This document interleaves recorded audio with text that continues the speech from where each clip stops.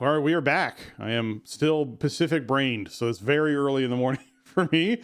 And we're going to kick it off here in 3, 2, 1.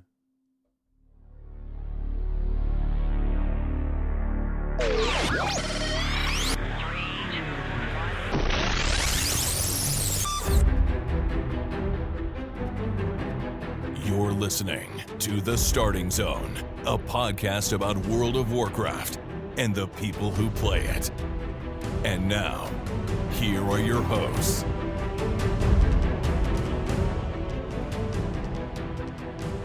Well, hello and welcome to The Starting Zone, the podcast about World of Warcraft and people who play it. Today is April 13th, 2025, and my name is Spencer Downey. Thank you so much for listening and subscribing to the podcast. I'm joined today, as always, by my co-host, Jason Lucas. Jason, we're back. Well, I'm back. I'm back in the country. I'm no longer in your country. I've escaped successfully and have returned here to do a podcast. Congratulations. Welcome home. Yes. This is our first recording in a couple weeks. So we got a bunch of stuff to dig into this week. Thankfully, I feel like we had to do a really quick hitter for last episode just to kind of, run through the weekly rotation. But also we have been in kind of this holding period waiting for patch news and stuff, which we have now gotten this week. It probably would have been on last week's show anyway. So it worked out really well. I do want to start at the top with just a couple words. I don't want to bring the mood of the show down right away, but I do want to just acknowledge we found out late last week that Bill Petras passed away unexpectedly and at a pretty young age. I think he was 54. Bill was the original art director for World of Warcraft. He started working at Blizzard on Brood War was his first project, and he worked at Blizzard for on and off for like 15 years or something. He left for a while, and then he came back to work on Overwatch. He was also the original Overwatch art director. So Bill left a huge imprint on Blizzard games, and I mean, you can.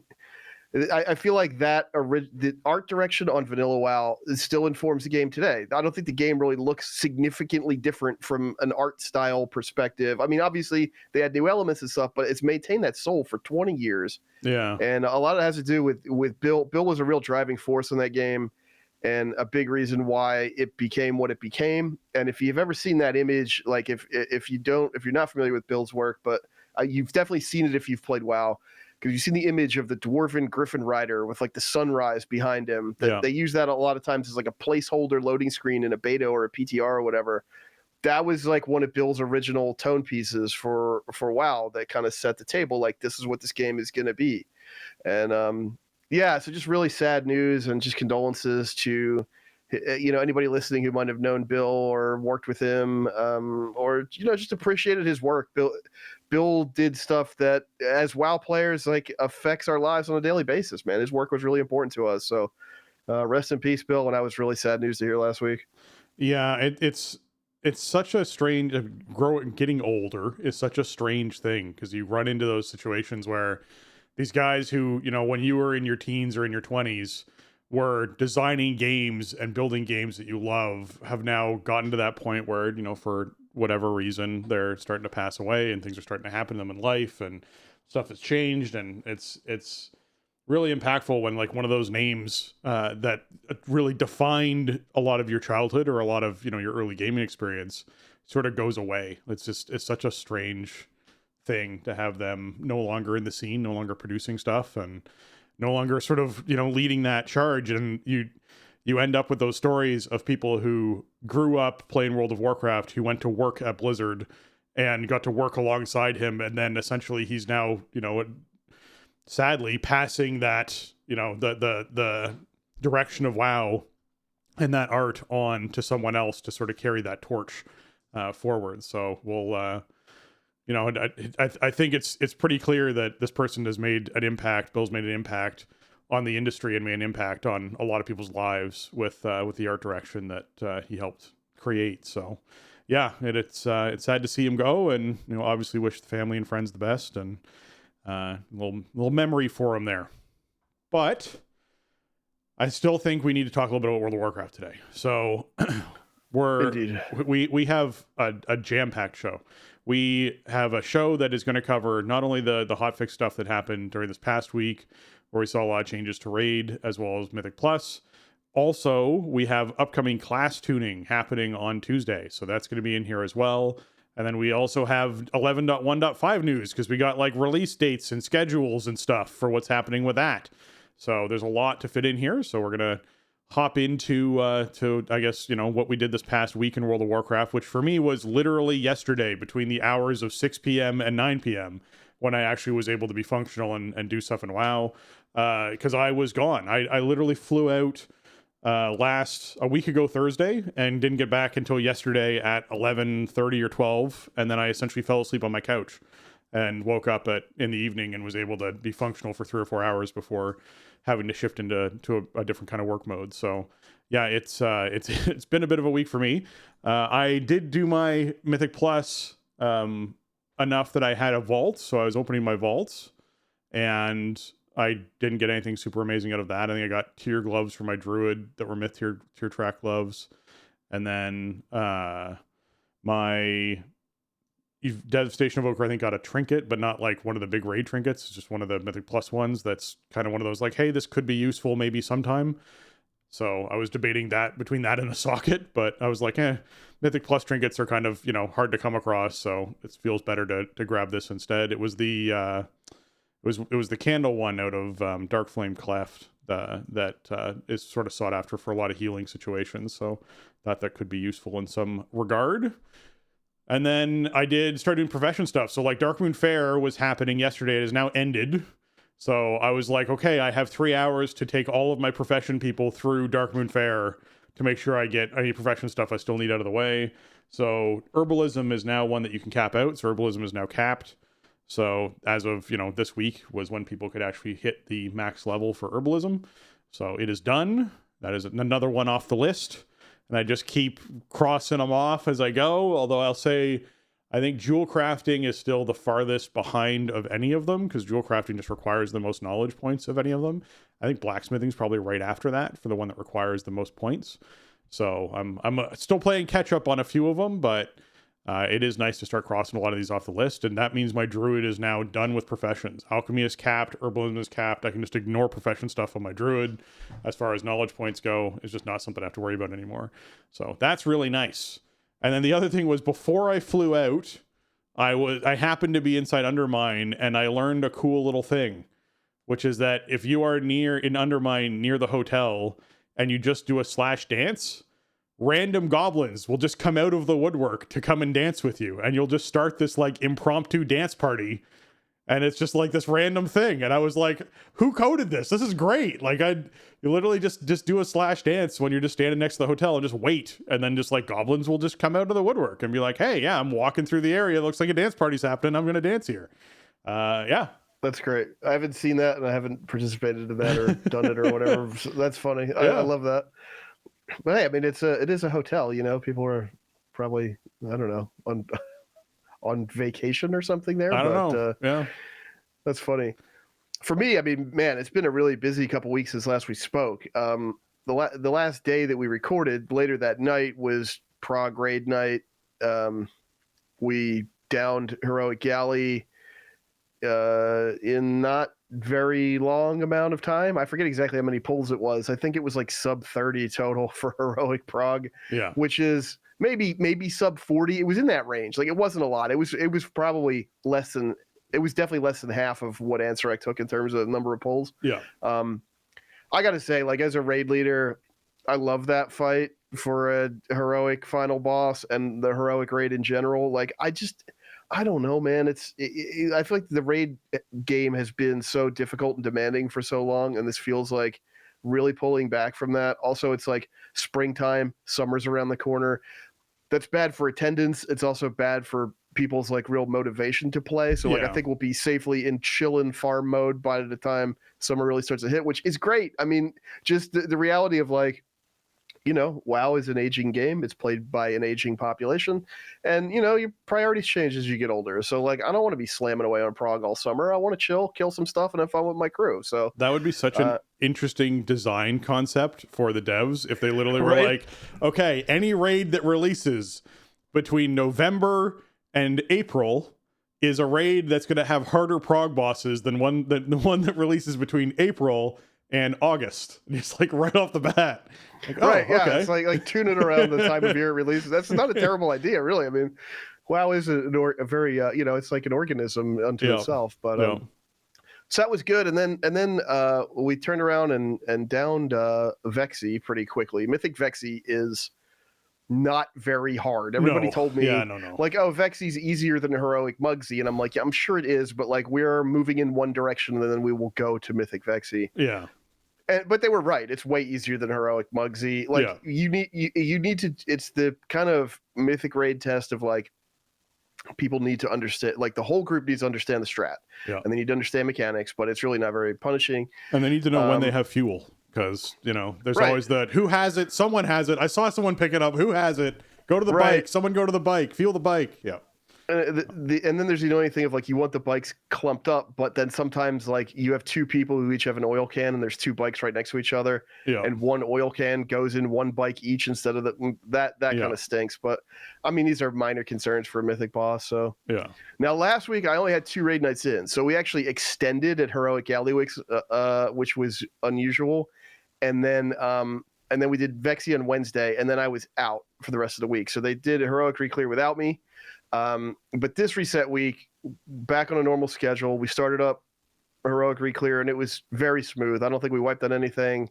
We were done in well under 2 hours. So we went and did Mythic Vexy on Tuesday as well. Nice. And then we progged Mythic Cauldron for the rest of the week. So we got some pulls in on. I think we had some pulls in from. Yeah, we had some pulls in from last week, just a handful after we had killed Vexy. And then we had some pulls in on... No, we didn't do any pulls on Tuesday. We left it there and said, we're going to pick up fresh. We ended up getting it. It took, about 30-some pulls, I think, somewhere in that neighborhood. I felt like it took a few more pulls than it should have, but it's another fight where you really need everybody to buy in on the strat.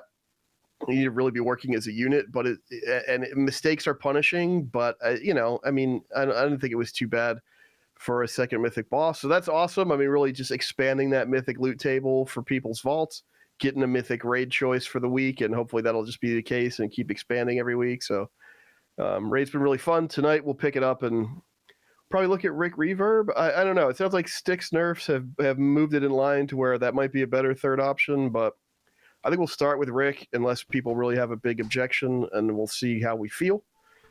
So it's not, it's nice to be moving through and having some new stuff to look at. I do feel like it's weird already having the 6% buff in the raid. Like that has stacked up really fast. We didn't have anything for 8 weeks in Palace.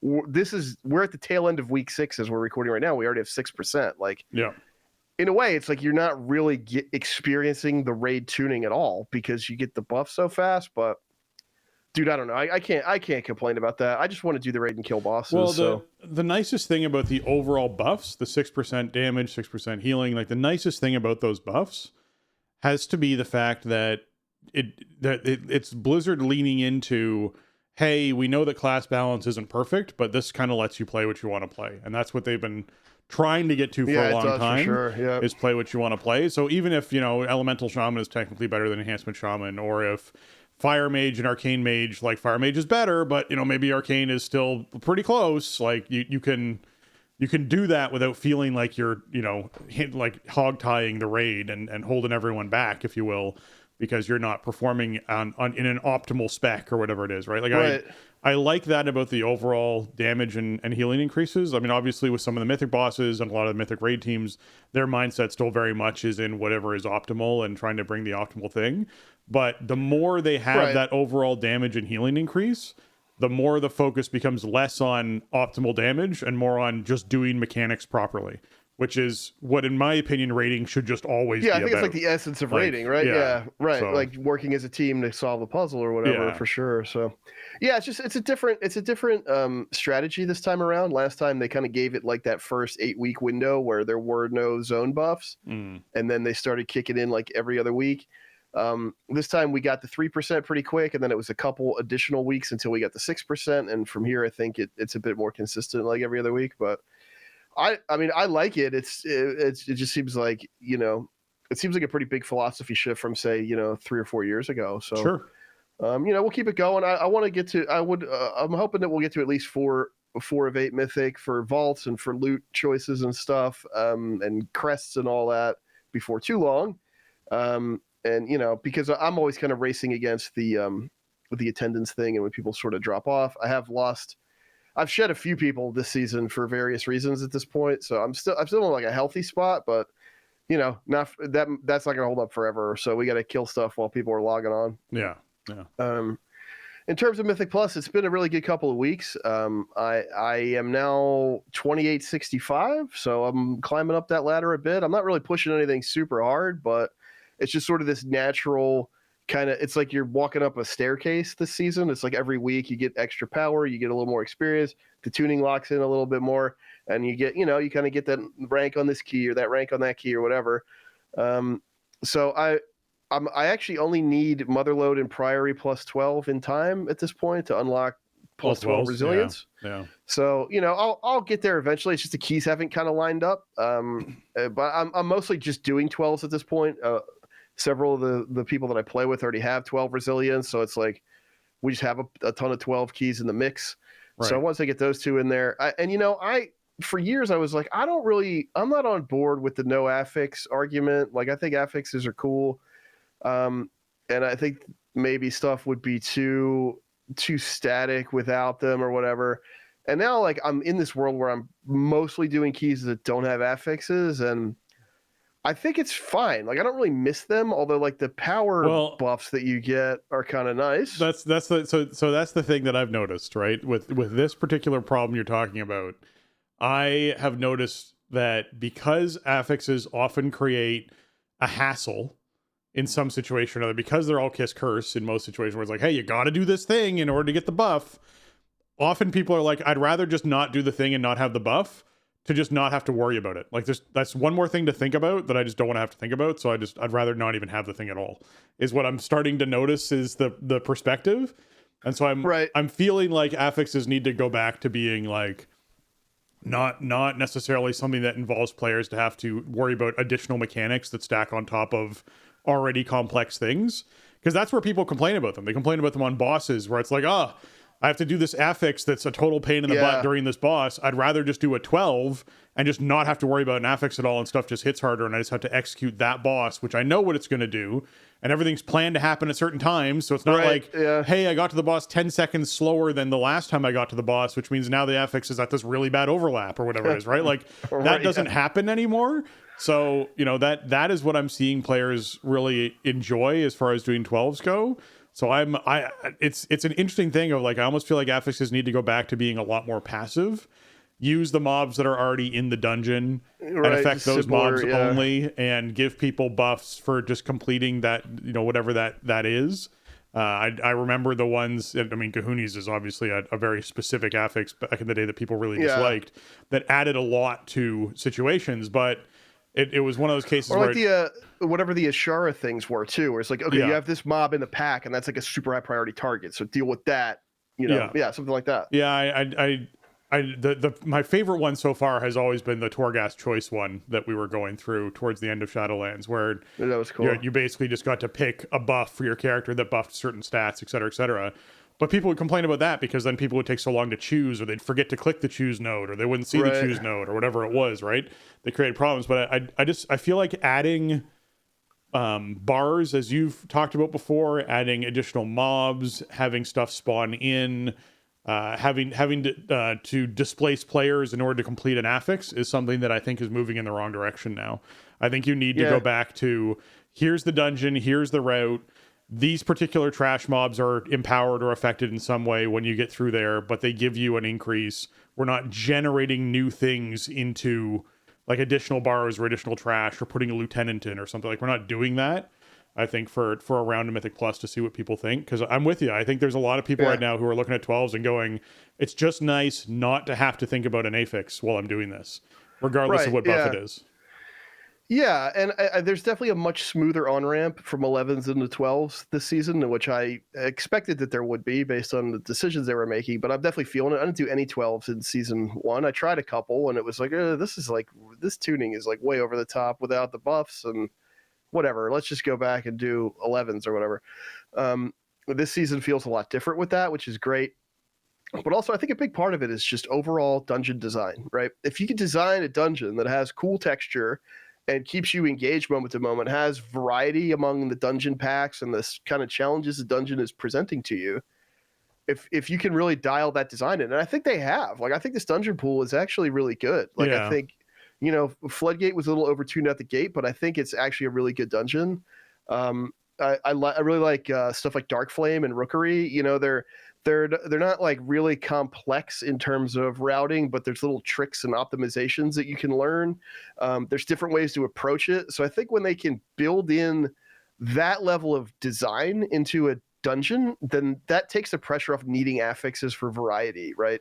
It's a harder challenge because you got to make a better dungeon. But if you have a really good dungeon design locked in, then I don't think you need affixes. But in years past, I think maybe we needed them more.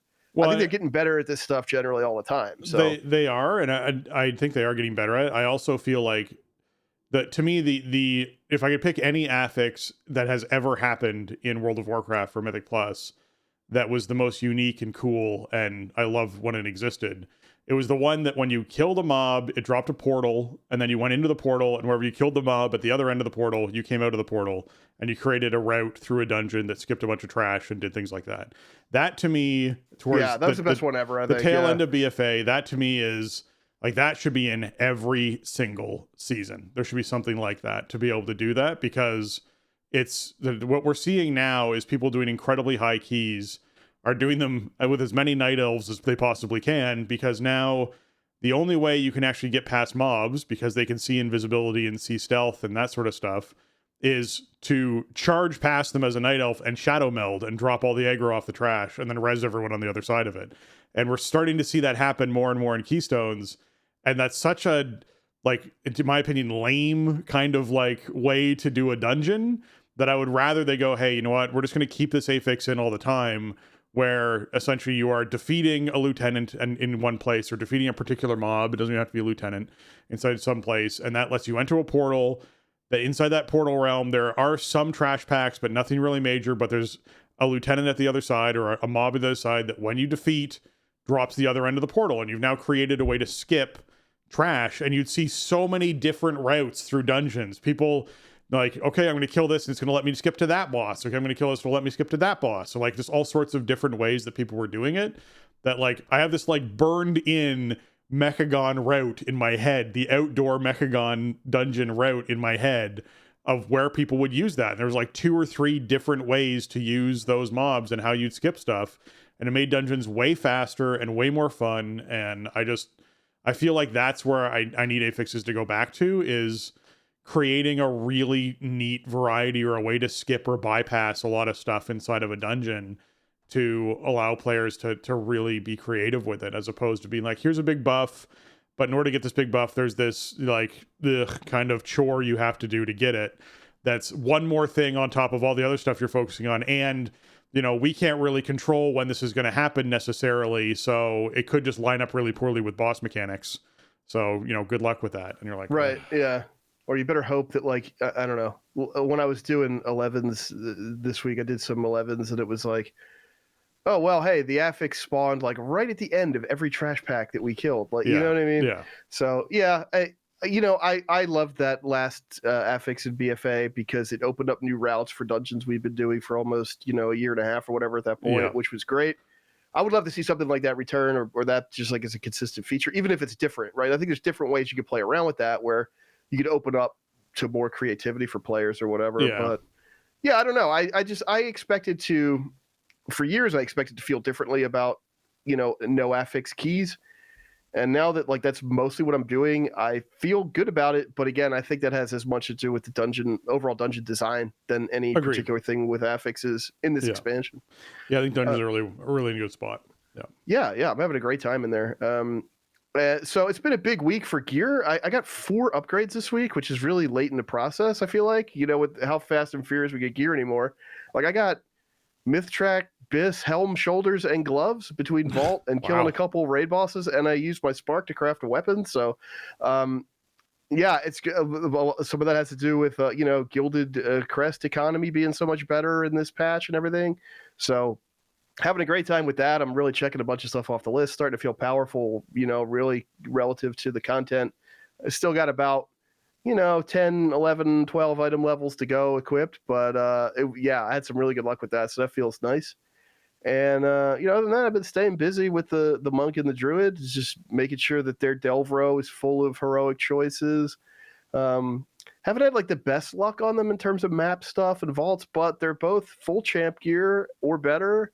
Obviously they got some heroic pieces mixed in, and they both have season 2 4-piece as of this week, so that's really fun. Druid feels so much better and so much more fun than it has really maybe ever. Are you doing I don't the know. cat shifting thing? Are you doing that? Yeah, I'm playing the Druid of the Claw, and I'm doing that rip rake shift thing, which is really fun on a single target when you can get enough mangles off. And Monk is in I think Monk is in a weird tuning spot, but it's so fun to play. I'm playing Shadowpan mostly just to like hit all those flurry strikes and blow stuff up in delves. So having a good time with those. I'm at the point now where it's like I don't actually care about coffer keys because there's some other stuff in the chest, but like if I have keys, cool, I'll run it.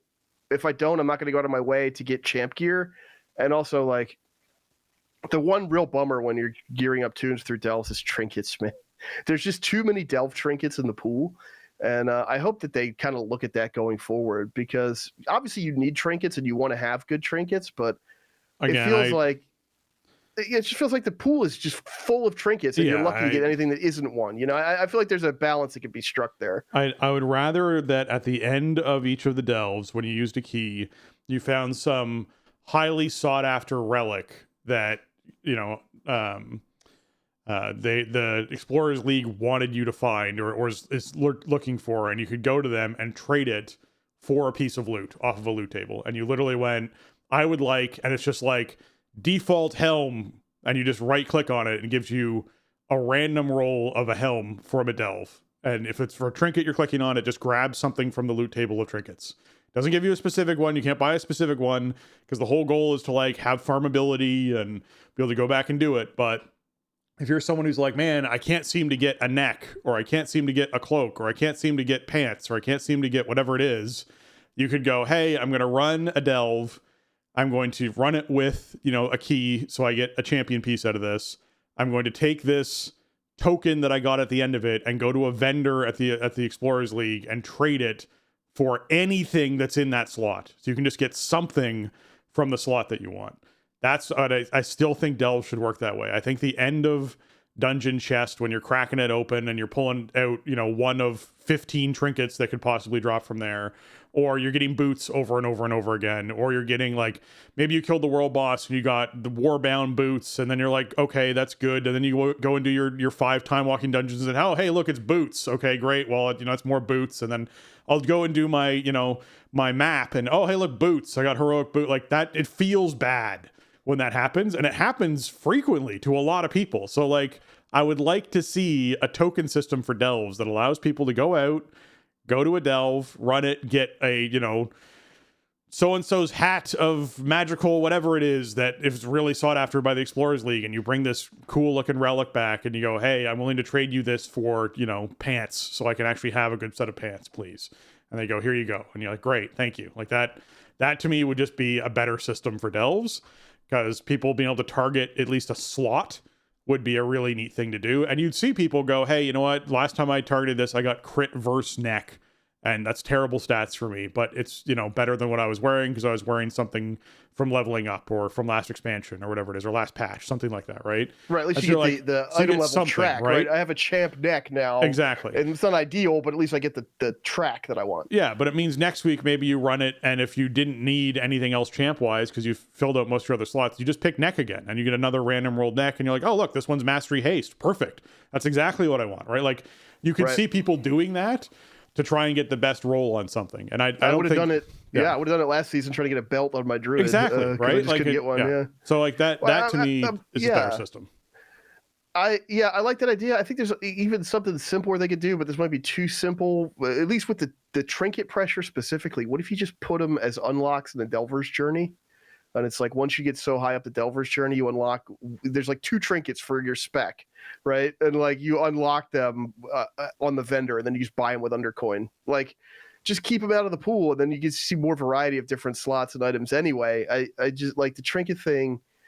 When you open up, when you do what you got to do to get your heroic delve vault set up, and then that's all of your loot for the week because you don't do anything else on that too, and you open the vault and it's 3 heroic trinkets. It's just like, dude, why are you doing this to me? I have so many other gear slots that need heroic upgrades. So it's a little frustrating. Obviously, the answer is like, well, just do other content. Go do some mythic +6s on that toon, and then you can get heroic gear. But it's like, that's not how I want to play that toon. I just want a little bit better luck or a little bit better odds on the thing that I'm trying to get. But they could literally have a vault slot for your delves that just upgraded what kind of token you got out of it. So you'd either get a veteran token or a champion token or a hero token out of that you just went to a vendor and traded. Like, that's how I would deal with that. That'd be cool. That whole bottom row, the whole world row could just be a world row, and then there could be a single box that is delves. And when you do delves, it's either a veteran or a champion or a hero, depending on what you've done, and you just upgrade that one slot.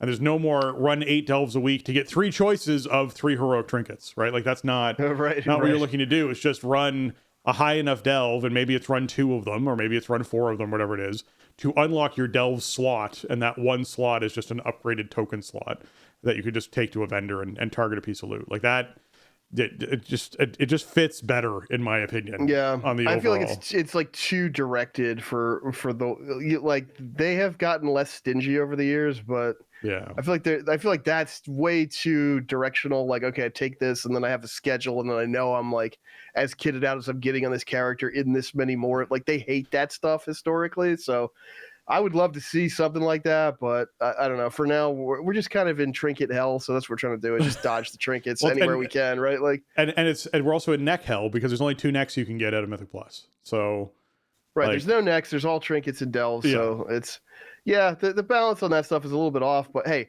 it's also still early days, so I'm not 6 weeks in. I mean, we got 4 more months of the season or something, maybe 5 more months, something like that. So it's, I'm having a great time with it. It's just these are little things. I know delves and the whole world row and all that stuff is new. This only the second season we've had it. Yeah. These are kind of the pain points I've been experiencing, but the good thing is that, like, being inside the delve and playing it is no longer a sloggy chore that I wish I wasn't doing, which is the way it felt like in season 1 sometimes. In season 2, I'm like, yeah, let's do it, man. Let's grab all this stuff. Let's round it up. Where's the underpin, guys? Let's get it done. Like, I'm still having fun with them. The other thing I would change in the vault situation like that, if we had a separate box for delves, is I'd make the entire world tier row that obviously now can only cap out a veteran. That's the highest it could go, right? You're getting either explorer or veteran.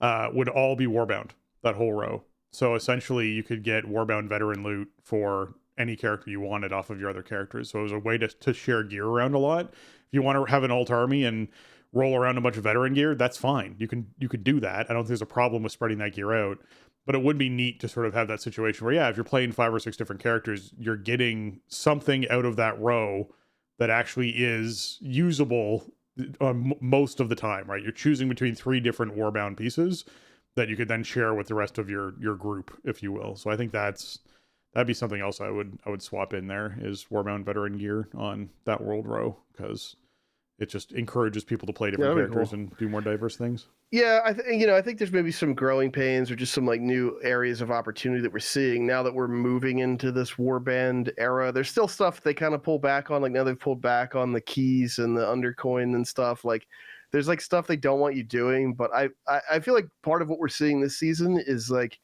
when gear's accessible, or when it doesn't feel like too much of a chore to gear up a character, that people just have more fun playing the game. Yes, and like maybe they want to switch around characters, or maybe they want to like take a character farther or into different types of content. Like, I think it's a good thing, but they have done it the way that they've done it for a very long time, and we are still just we're not even a year into this era of the game, and I think there's still some opportunities to maybe you actually utilize that stuff and just reward the player for their time more so than a character, or make the the character rewarding more. I don't know, have more variety, or have more moments of excitement and less moments of like disappointment because one item slot is 2 represented in the pool. Yeah. So, maybe things they can look at into season 3 and beyond. Yeah. All right. With that, let's hop into what's going on this week in World of Warcraft.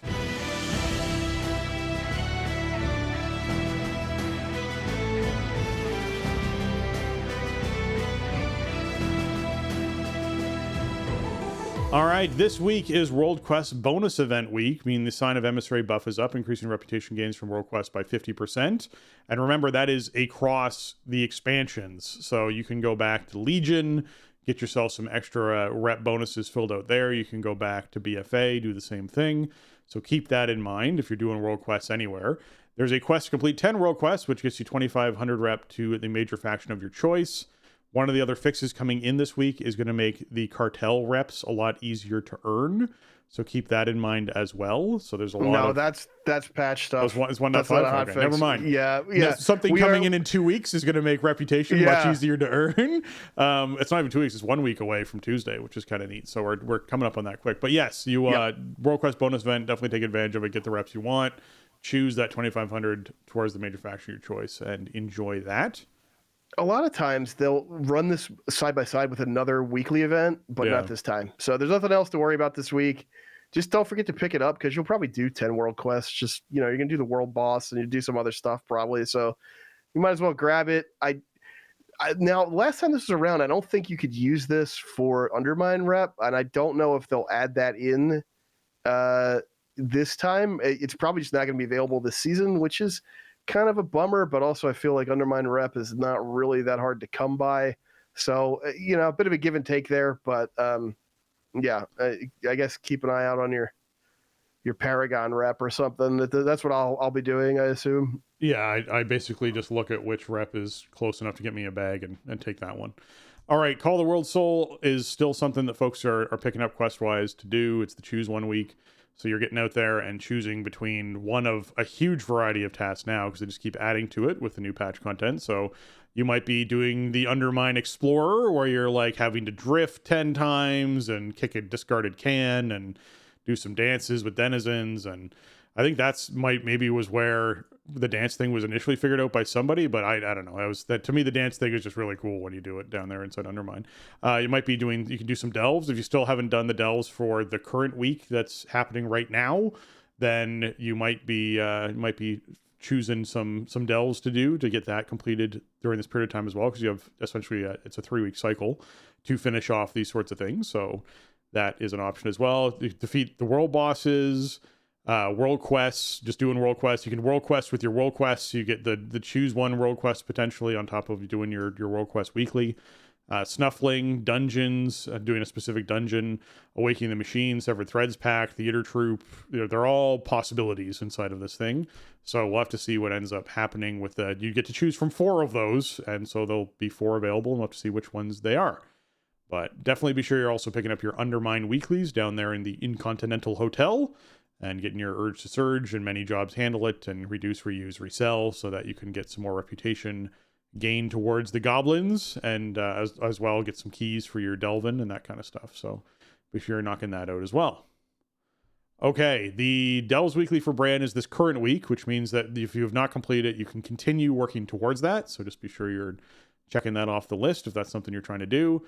The the PvP Brawl for the week is Arathi Blizzard, meaning that this is Arathi Basin, except it's winter, which is kind of nice this time of year because we're getting to that warmer area. So, hey, I like playing cold games during hot months, so that's a cool thing to do. I just came back from Vegas, which is where I was, and it was 97 degrees in Vegas for those Fahrenheiters. It was 36 degrees for those Canadian Celsius folk.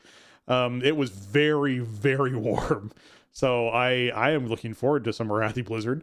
This is Arathi Basin, but the lake is frozen, which means you can actually ride across it to get to the blacksmith in the center. It also means that there is a snowstorm happening. So your line of sight is impaired not line of sight, actually, your view distance is impaired based off of the blizzard. So you can't see from Lumber Mill to what's happening at the blacksmith. So there's sort of these limitations that are created by it.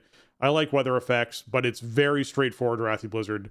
Honestly, I'd rather just have Comp Stomp because that's just like the better version of this. But It's cool that they did this. I wish that they would do more weather effects that sort of rolled through areas. It's always neat when you're chilling in Dornegal and it just starts raining out of the blue just because it can. That's just neat. I just wish there was more weather effects in WoW. I think it makes the world feel alive, and I'd be down for that. It would be cool actually if it was Arathi Blizzard week, if maybe they could do some other weather variants of like another BG or two and have like, because some of the Brawl weeks there's a theme and then it rotates through a couple different BGs. This one has just been like this for many years now. It'd be cool to get some variants of some other BGs in the pool, and then you get I don't know, it's Blizzard week or something. Even if it's the same thing, just a little bit more variety in there. That would be kind of neat. Or if they could do something more dynamic with storms or something, maybe on a map that would change, some kind of area denial or something. I don't know. I feel like there's room for that. We haven't really seen much new in the Brawl space in a long time. It's sort of just this thing that is there ticking away in the background and doesn't really get updates, doesn't get new additions very often. So just some more variety in that pool, I think, would be nice. Yep. World boss, the Godfather, is up. You can head out there and knock over the Godfather for some 642 eye level Warbound loot for your first kill. And this is you just knock over the boss, drops Warbound loot on the first kill only. You can't farm them for anything, so just knock it over once.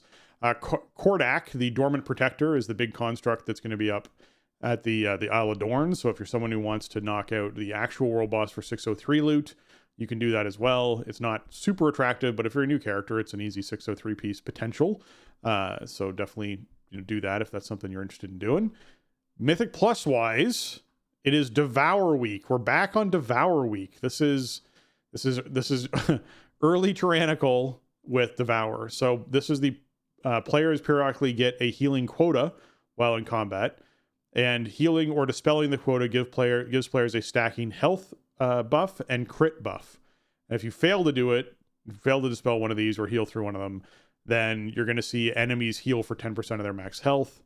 And then obviously at 10, you get both Fortified and Tyrannical going on. And then obviously at 12, you get rid of the Devourer affix entirely and are able to just focus on having the dungeon with increased health and damage from enemies that are in there. So the biggest tip for this week is if you have a dispel that you can use, if you're a mage or a shaman or a paladin or a priest or like any class, a monk, an evoker, like any class that has a dispel, use your dispel this week. It doesn't have to do anything other than dispel. That's all it has to do. It doesn't need to have like the dispel that also does poison plus it does curse or something. Like it literally can just be a dispel. Just use it every time this affix comes out. It's one global. And if you use it immediately, guess what? You could use it a second time for most of those classes within the same window, which means you could use 2 globals to save your healer a bunch of work. And what I mean by a bunch of work is when I do this on my druid, I either have to use cooldowns to actually deal with this and get rid of it in time, or we need people dispelling. It's one or the other. I'm either using like Convoke or something during this to try and get rid of it most of the time, or you're in that situation where you're dispelling it. So I would much rather see players be like, yeah, this popped up. I just right clicked on my frame. Hey, it's dispelled. I'm good. Moving on. I'm no longer something my healer has to worry about, as opposed to being in a situation where folks need to just leave it as the healer to deal with, because all those classes I listed have dispels, and they're literally like off the global cooldown, instant right click. Just use them, just please. It's massive. So yeah, that's a big one.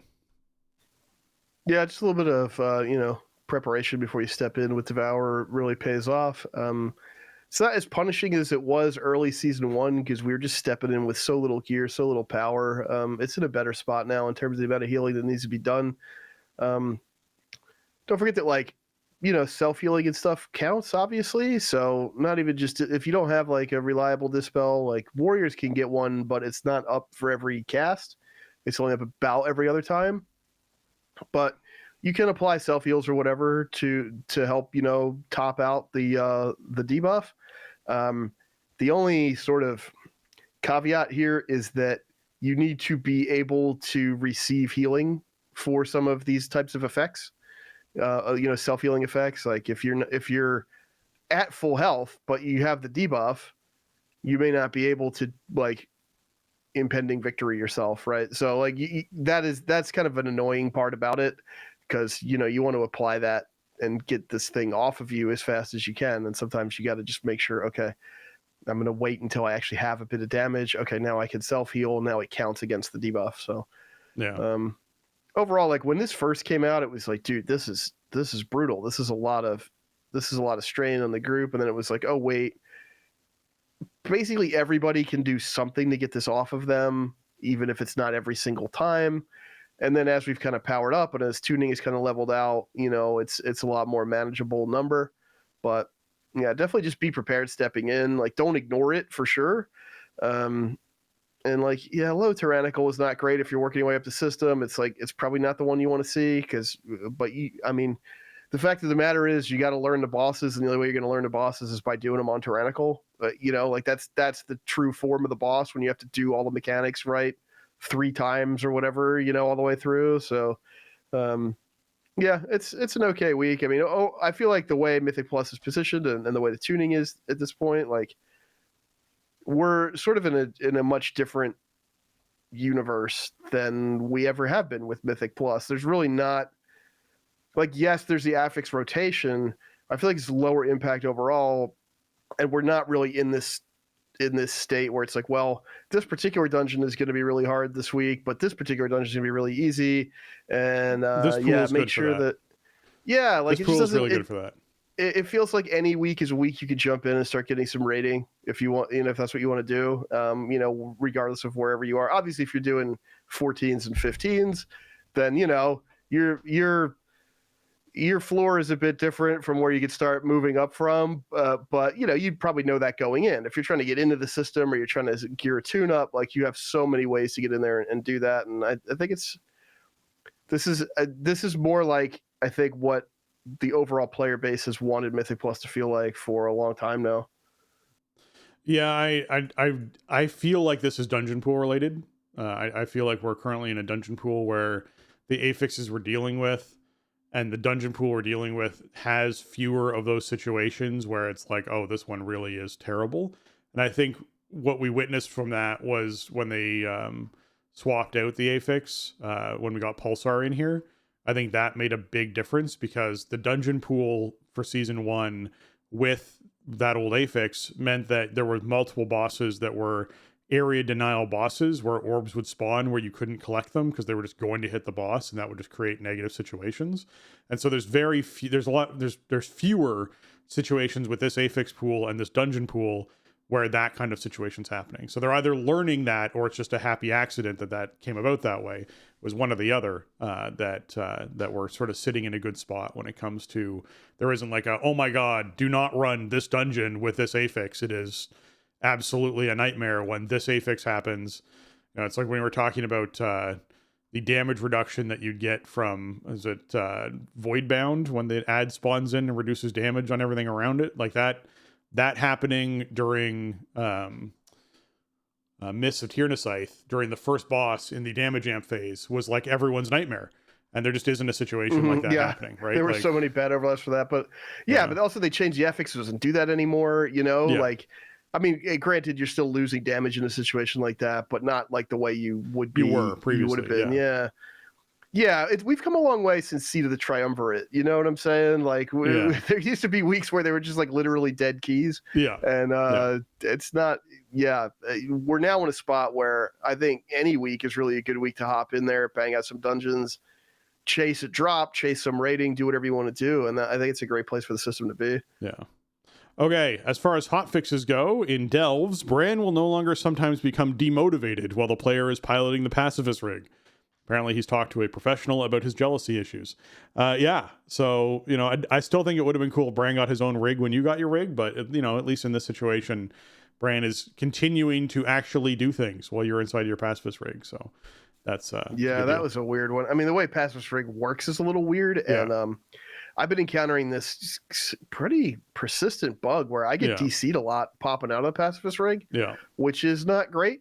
So hopefully that's something that's also on the table. But there's a couple bugs with it. it's a weird behavior, right? Because like it's a vehicle, but your character's not really in it. They haven't really done stuff like this that I can think of, where it's like you're kind of remote controlling this thing and your character's still in the field somewhere, and then so yeah, I mean, it kind of makes sense that there's some weird bugs, but Brand should be still doing stuff now while you're in the rig. Yeah, which is much better. As far as dungeons and raids go, in dungeons for Cinderbrew Meadery, Brewmaster Aldir no longer knocks people back when he does happy hour. That's a massive improvement. I haven't done Cinderbrew since this came in, so I'm actually looking forward to doing that today because I have a ton of Mythic Plus to do between today and tomorrow before reset happens. And so I'm going to be doing a bunch of Cinderbrews, and yeah, I'll be curious to see how that feels, because I definitely was using movement speed abilities to be able to get to the bar to get the beer, which meant that I then would have fewer movement speed abilities for actually running the beer to the target. So this just removes one of those barriers, which I think is really nice. So that should be a very good change, I think, for a lot of people. Yeah, it feels good. Like there's enough going on in this fight in terms of movement, positioning, repositioning, right? Like also the boss repositioning you during main phase. Like we didn't really need this knockback in there. There's enough going on. So yeah. Good change. They also changed the Flavor Scientist failed batch range down to 60 yards from 100, and it now respects line of sight. And this is really nice in the IPA room. Yeah, when people I didn't know that it wasn't respecting line of sight. Well, like I like to pull a bunch of stuff out the door. Oh man, I did. And I'm like, oh, why did that go so bad? Like I thought, I was going to LOS that stuff and it should have been good. Well, that's probably why, because failed batch wasn't respecting line of sight. So that should be a bit cleaner now to clump stuff up around corners or whatever. What happens in Cinderbrew Meadery, clearly since you don't pug very often, you don't experience very often, is people will die in Ipa's room, and as they're running back, will just continuously die trying to run back, because when you zone into the instance, you're within 100 yards of that room through 3 walls. So you literally would zone into the instance and start running back and die before you made it back to the pole. And you just, because it's like a big loopity freaking hallway that's like a horseshoe to get to. Yeah, Ipa's you're not room really from the start. going anywhere. So in running that long hallway around, because when you defeat IPA, or IPA, the door opens that lets you back into the main bar area. So like the room is right there at the start. And so what happens is people just continuously die as they're running back to that room. And you essentially have to let your whole group wipe, and then everyone spawn back in, and then everyone run back to the room together because of the fact that it doesn't respect line of sight. So that's a really good change for pugs. Like it's massively noticeable. This will be massively noticeable for pugs, where people are getting into that room, something goes wrong, whether that's like healer didn't hit the right cooldown combination, or tank pulled too many things, or tank didn't press their buttons well, or whatever it was, or someone pulled aggro and died early. It doesn't mean that person is now basically better just sitting on the floor waiting for the pull to finish than trying to run back, because that's the situation you're in. You're in a situation of, if I release and try and run back, I'm going to keep adding 5 seconds of the timer every time I die, just because that's the situation that you're creating by having this stuff go through walls. So I have run into that situation too, where like a pull goes wrong in that hallway, and then you have this sort of chain death, and like I guess my group never put it together that it was like, oh, the problem is that like failed batch is going through the walls. Like, yeah, I mean, I haven't had it happen since maybe the first couple weeks that the dungeon was out, but yeah, I mean, stuff should be respecting line of sight, man. That's why it exists. Yeah, I also failed batch should be going through the walls. I'm not 100% sure, but I'm pretty sure when the guy charges and slams into a wall, that also is like 100 yards through walls, everything kind of hit. Yeah, I think so. Well, the worst part is if he goes through a doorway, because he just keeps going. Well, it leads to all kinds of problems. Yeah. So yeah, definitely try to like slam him into the near wall wherever you're fighting him. Yeah, he doesn't do that as often, but if you have 2 of them in a pole, you can see people get one shot when running back to the pole if 2 of them charge into a wall and you're at the start of the instance, because it persists through line of sight. So I'd like to see a lot of that stuff resolved, because I think line of sight is something that players should be able to use as a, hey, I'm smart, I'm going to step behind this staircase or behind this wall so I don't get hit by your area of effect ability that you're using. Like that should be counterplay that is accessible in a lot of these situations. So Yeah. We also saw the healing for Dark Flame's Healing Absorb. It can now be applied. It could previously be applied to the wrong target inside Dark Flame Cleft. So the throw Dark Flame's Healing Absorb is now being applied to the correct targets. So that's good. We saw in Swamp Face, apparently they increased the minimum distance on Awaken the Swamp from Swamp Face, so inside Floodgate. So I haven't seen that, but anything that they adjust with Swamp Face should be a good thing, because really good. Yeah, this is really noticeable. Sometimes you would get those Awaken the Swamps that would be, I don't know, 4 yards or so from the boss's position, and it would be really bad if one would spawn kind of directly behind him, because it would be hard to see, right? Like, the boss is this huge bog beast thing, and then you're in the water, so like, it's not deep water, obviously, but like it's got the water texture, so it kind of obscures your vision to begin with. So sometimes those Awaken the Swamps, like directly behind him, could be really dangerous. I feel like it's probably more like 8 yards or so out that they have to spawn from him now, which gives you plenty of time to plant and plan and counterplay the waves. And Swamp Face was a boss that week 1 was just like, dude, what do they want us to do with this thing? And they've slowly reined it in, and it's still a big healing check, but definitely a lot more manageable mechanically than it was week 1. Yes, definitely. And I'm happy to see them changing it, because I was with you on week 1. I was like, the amount of damage that went out, the amount of healing I would watch healers have to try and do to manage that boss was kooky. Like, I couldn't factor in of like the amount of AoE damage that happened consistently. I was like, I guess you just have to have something planned for this, but then this happens way too often. So yeah. All right, Priory of the Sacred Flame, we got Light Spawn's Purification now prefers unique targets, so we no longer see one person get channeled by 2 different light spawns and just explode as far as the damage goes, because it's ramping damage. So very happy to see that. That's another really good one to see. Again, this is another place where Shadow Meld was super, super strong, because you could have them start channeling on someone and that person Shadow Melds and it just cancels the cast, which is really nice. So that being something to remember if you have something like that in your toolkit to be using it. They also resolved an issue where High Priestess Amia would sometimes not gain energy. I guess that was not intended, but kind of didn't mind that myself. It's one of those good problems that happen sometimes. Yeah, you could just leave that. I think it's fine if stuff doesn't gain, as long as it's not the rogue in your group. Then if it's not gaining energy, it's probably good. Yeah. Forge Master Damien, the Seal of Flame cooldown has now been increased. It fires 50% fewer projectiles, and its duration is reduced to 10 seconds from 15 seconds. All good things for Damien. Very happy to see that. They fixed an issue where the boss can fail to cast Castigator's Shield on Baron Braunpike. I didn't mind this. I don't like Castigator's Shield. Yeah, we could just not do Castigator's Shield. Yeah. That's fine. Also, I still don't want to kill Forge Master Damien, I don't think. So, I guess we're trying to bring that more in line, but just doesn't seem like the preferred route. I don't know. I haven't done it. I haven't tried going right side since these nerfs came in, but I think I'm pretty comfortable with the typical route that my group does with Priory. But yeah, Braunpike can be kind of gnarly when stuff kind of overlaps, and if it was kind of noticeable, because like your timers would be going, but then his ability wouldn't cast, and you go, oh, I guess he missed that one. That's good. So yeah, that's kind of a bummer. They've had some, I think there were some earlier hotfixes to him to like line up his stuff to cast in a more consistent order. So something weird with the spells on that boss that they're still working out the kinks on. Yeah. In Rookery, they addressed an issue where Kyrios could unexpectedly become passive during the encounter. I did not experience this ever. I have no idea what they're referring to when this happens. But if it became passive and reset, that would suck. I definitely wouldn't want that to happen. Or like stop taking damage or something. Yeah, that would be really bad. Yeah. But if you just sat there while you killed it, like that would be fine. That'd be again, you can just leave that. Just don't put that very high up the priority list to fix. Theater of Pain, Kultharok, they fixed an issue where Necrotic Eruption's impact location could be off-centered.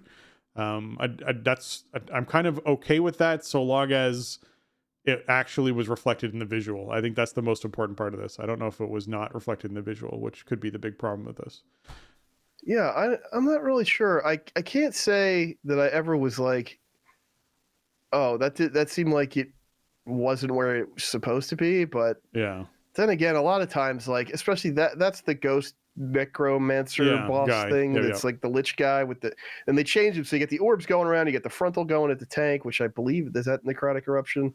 And then you get the ghosts to come out, so you want to angle the ghosts in one spot. This is I'm pretty sure necrotic eruption is the tank frontal. Yeah, and so like that's a problem if it's off center, but also I feel like good practice is just to keep him 180 from everyone else. So as long as you can slide out of the visual, then you're probably good enough. But still, the damage should be where it looks like the damage is on your screen. That's a good policy. Yeah. After defeating this is now moving into raid hotfixes. After defeating Vexy and the Gear Grinders, which still is a great band name, and activating the raid skip, Lentil Sprocket will now allow players the option to go to the Tower of Spades to fight Muggsy, or the High Roller Suite in front of One Armed Bandit. So this is what I was talking about of, hey, there's a door after One Armed Bandit that doesn't open, so you can't essentially go to the High Roller Suite and then turn around and run down to do One Armed Bandit because that door doesn't open. So if you use the skip, you then can't just go backwards through the raid, which was always a thing previously that you could do. So I'm glad they've resolved this by just going, hey, you can either go to one or the other. You can go to right in front of One Armed Bandit if you want, or you can go past One Armed Bandit and do the upstairs Muggsy Suite area. So that's good to see. And then we got mythic fixes as well as some other fixes for bosses here and tuning. One Armed Bandit, the real assistant health, those assistants that spawn in, they are reduced by 10% on their health. The Electric Blast, that's on mythic difficulty. The Electric Blast now targets some same players less often on all difficulties. They extended the line for the visual for the pay line chips that roll through the area. So that line is now dramatically farther, so it's easier to judge where you're standing. They improved the visual for traveling flames on all difficulties, and the real assistants no longer enter the arena with a 3-yard variance on all difficulties. So they initially were entering in, they could be, give or take a space. Now they enter in an exact spot. So keep that in mind as well. Overall, I mean, it's good to see some changes to One Armed Bandit. The biggest thing of all of these for me is probably they extended the visual line on the pay line chips, because for me it was pretty easy to get, but every now and then someone would roll a chip and the line was like far out of the group, or my screen wasn't turned all the way there, and then suddenly a chip would be on my screen. I'd be scrambling to get into the right position. Just making that line 10 yards longer or whatever it is they did is probably a large improvement for figuring that out. Yeah, it's weird that the line was not the entire path of the chip, right? Yeah. And I mean, I don't know if it still is. Maybe it's not still, because I mean, the room is pretty big. The chip could go really far if you go like from one exterior wall, like all the way across. Yeah, like that's a pretty far distance. But like, considering especially that like you can't always see the angle that the chip is coming from. Like if you're near the boss, obviously you see the one that the boss is shooting out. But if somebody's kicking a chip in from the exterior wall, like, dude, I'm tanking the boss. My screen is full of boss. I can't see the exterior wall from there, right? So extending those lines out just makes a lot of sense. I think I don't know if I noticed the Traveling Flames visual. I'm not sure that this was in on Tuesday when we did it, but there's a thing it's coming out from a player. It's something you want to avoid. I mean, I think that's good. Not sure how much the 3-yard variance on the assistants really matters. Although I guess if you want to have very specific stuff set up, for when they spawn in or something, then maybe that helps you. Yeah, I almost wonder if this is creating a totally different issue for some teams where there was like a bug happening because of them being able to spawn in a 3-yard variance. I don't know. It seems like there could be something there happening with a bug of some kind. All right, inside Muggsy, the head of security, obviously, they did some 10% nerfs in here on mythic difficulty. So Earthshaker, Gowl's damage, Gowlbreaker damage, Goblin guided rocket, the Searing shrapnel damage, and the unstable cluster bomb damage, all reduced by 10%. So across the board on mythic difficulties, just to make that boss a little bit less of a wall for folks to get past, that has happened as well. And then outside of before we get emails, they are jails. That is an old English spelling of the word jail. Okay. I don't know why they went with GAOL for the Earthshaker. Like, it's not really appropriate for like the Goblin Society. It's not like old Englishy, right? Like, it's some interesting flavor, but yeah. they're jails. It was used until the 1950s. I had to Google this. It was used until the 1950s. It's been used since 1820 is when it first started to be used. Man. Yeah, it's like an archaic spelling. The word came from English into two forms, and there's jail, which has an O in the middle of it for Old French, and Gael, which is Anglo-Norman French, which became this spelling of it, the Gaole, which became Gaol, originally pronounced with a hard G as in goat. So Gael was actually correct. So I'm just putting that out there. There you go. So I don't know why Muggsy decided to call him that, because I feel like Goblin Society would probably just use, if you translated it into modern English, it would just be Jail, but there you go. Yeah. But pretty some nice changes to a mug on Mythic. I mean, I don't think this is a boss I'm ever going to see, so it probably doesn't matter for me at all. Muggsy is kind of a weird boss, like for heroic reclears, because he has like very specific HP thresholds, and like he has that transition at 40%, and like you want to make sure that depending on what strat you're doing, that certain abilities have triggered by 40%. So it might be one of those fights that gets a little bit weirder as we get powered up around, holding timings and stuff, which I never enjoy. But we'll see how it develops. Yeah, man, it was strange to have that spelling, but it's even more strange to just like that. I don't know. Anyways, if you write us emails, I hope that the little Google search helped clarify some of the spellings and what was happening there as far as our reading went. Players can now purchase lost items from Muff's Auto Locker from PAX Top Skimmer at the Galagio Hotel Concierge. So if you've lost some items, apparently you can now purchase them there. And then the next thing I want to talk about is quests, where the familiar looking appendage that provides the quest that's pretty gross has been fixed and now properly drops for players while completing a fin of every kind for the Alcubian, the Nerubian. I had to get the alliteration in there. So yeah, that's resolved for some folks who might have been struggling with it. They also fixed an issue that caused some players to become permanently behind on Galagio Loyalty Rewards Club rewards. So that also got resolved as well. We cannot be permanently behind on anything. No. Please don't allow us to be. I remember there was some video, I forget what system it was in BFA, but there was some video that was making the rounds about how to like navigate the system, and the narrator of the video was warning you about being permanently behind on the system, and it was so fun.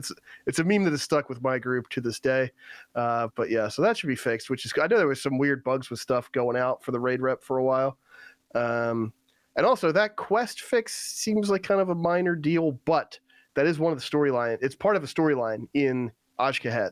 So if you haven't finished all that storyline questing, then you might have been stuck on that or something. So that should be unstuck at this point, which is good because there's all kinds of requirements and or cosmetic rewards and other stuff around finishing all the questing. So if you weren't able to do that, I don't know when the bug came in, but if you weren't able to do it recently, it should be good to go now. Yeah, exactly. Okay, class tuning coming April 15th. So that is this coming Tuesday. We regularly update class tuning as outliers appear. Most of these changes are focused on improving specs that are underperforming in Season 2 in the Raid or Mythic Plus content, with a few targeted reductions for specs that are overperforming. These changes will go live with scheduled weekly maintenance in each region. So if you play a Death Knight, be sure you are checking for your buffs, because you got buffs across the board except for Unholy, which got a 5% nerf to Sand Lane's Blood is Life Beast. It now explodes for 20% of the damage as opposed to 25%. So there's the only nerf for Death Knights, but keep in mind your Frost and your Bloods got yourself some nice buffs, except for same thing. The Blood of the Life Beast got nerfed for Blood as well. So just keep that in mind. Sand Lane's getting a little tweak there on that ability for Blood and Unholy DKs. In Balanced Druid World, they are continuing to try and make Balanced Druids relevant and really helpful inside Raid outside of very specific AoE situations. And they're saying, hey, you know what? They're way overperforming in Mythic Plus. We have plenty of people. I can list 5 people on my Raid team who have now leveled and geared Druids because they want to do Druids in Mythic Plus because Starfall is just so busted in Mythic Plus. So across the board, all spell damage increased by 3% for Balanced Druids. We then saw a 10% nerf to starfall damage. So everyone who's doing sticks now cries out in terror all at the same time, because boomkins were just so strong on that one particular boss fight.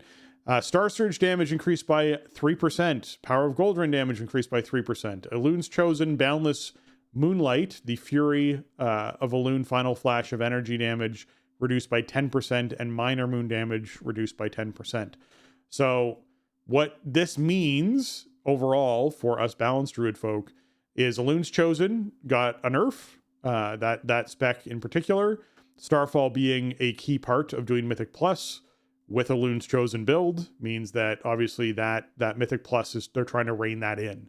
However, an all across the board damage increase of 3% means that your dots also deal 3% more damage. So as much as we're seeing a Starfall decrease, it's still going to, not quite be 10%, because as far as a damage reduction goes overall for the class inside Mythic Plus, because not only getting 3% increased damage on Starfall, and then it's reduced by 10%, you're also seeing a 3% damage increase on things like Sunfire, which obviously will then be reflected inside that damage profile as well. It is a nerf. You are not going to be as strong in Mythic Plus as you were before, but you are going to have higher single target damage because you're getting essentially a 6% buff to Star Surge damage, which means when you're doing bosses, you're going to be hitting them a little bit harder. So you're going to see that damage increase on single target. I don't know where this is going to shake out as, but I like seeing the words all spell damage increased and Star Surge damage increased, because those are two things that just need to continue to happen for this class for it to feel relevant inside a lot of content, particularly raid content. So I think that's something that's good to see overall. Evokers, Augmentation Evokers, the class that everyone immediately bailed on as soon as Season 2 started, because Blizzard decided to just hit them with the largest and heaviest bat they could possibly hit them with. The developer's note here is one that I have read several times on this show, and I will continue to read. Augmentation Evokers, personal damage is still lower than we'd like. That is, right off the bat. That is something I've read 3 times on this show already since we hit Season 2. We're further increasing their damage output and rolling back the nerf to Breath of Eons. We would like Breath of Eons to feel like an impactful ability, as it is Augmentation's major cooldown. All spell damage increased and ability damage increased by 8%, and Breath of Eons accumulates 10% up from 8% of damage. So it's still not where it was obviously in Season 1, but they are creeping its they're creeping its individual damage up without doing too many increases to the damage it contributes to the group. I don't know where this is shaking out Augmentation, but I do know that this is something that I think we're going to see at least 2 or 3 more times before we actually start seeing Augmentations used on a regular basis in Mythic rating. I don't think this puts them back in the Mythic profile, and I think that we're still waiting on them to actually go, okay, we acknowledge Augmentation's a unique spec. It's okay if you have one Augmentation Druid inside of raids, or a Druid, one Augmentation Evoker inside of raids, because it makes sense. Maybe, maybe a new class would help that too. Maybe Druid is what you need. Maybe being able to play a Night Elf Druid augmentation character. I don't know. Anyways. There you go. Yeah. Who knows? But this is one of those things I think we're still 20% away from getting them back into raids on a regular basis, which I think is unfortunate, but that they have to keep creeping that dial until the player base decides, yes, this is worth bringing, and yes, we're going to bring this over something else. So, yeah, it's weird. I mean, they just completely slayed the spec right before the season came out, and ruined some people's plans for what they're going to be playing in the process. Yeah. One of my regulars in the dungeon rotation is an Evoker main. And he plays Prez generally in raid. He's one of our core healers. But, he was playing Aug in keys mostly in Season 1, healing once in a while. Switched to Dev, and he's pumping away on Dev, and it's sort of hard to, I don't know. I mean, if this week he's hey, I want to check out the Aug changes. I've been following them. They seem good. I have appropriate gear. I want to try it in keys. Then, yeah, let's try it. I mean, obviously, Aug brings a lot of survivability tools and disruption stuff for mobs and whatever that can be really useful in a dungeon, and it's a playstyle that he likes, so I wouldn't be no, dude, you can't do that. Aug's still dead. But considering how he's pumping away on Dev, it's hard to imagine that this would be a net positive. So It's in a weird place, and this is kind of. I mean, we were talking about this a little bit before we went on air, but it's like for years people were like, "Oh, we need a Bard class. Wow, it'd be so cool to have a class that just like buffs other players." And I was like, I don't know. I mean, the problem is it would either be so good you'd have to have it, or it wouldn't be good enough to bring. And for a while, I think Og was so good you had to have it, and now I think it's not good enough to bring. And I mean, maybe this brings it in line a bit, but like, it's a tough, it's a tough spot, I think, to try to introduce a role like this into WoW's combat.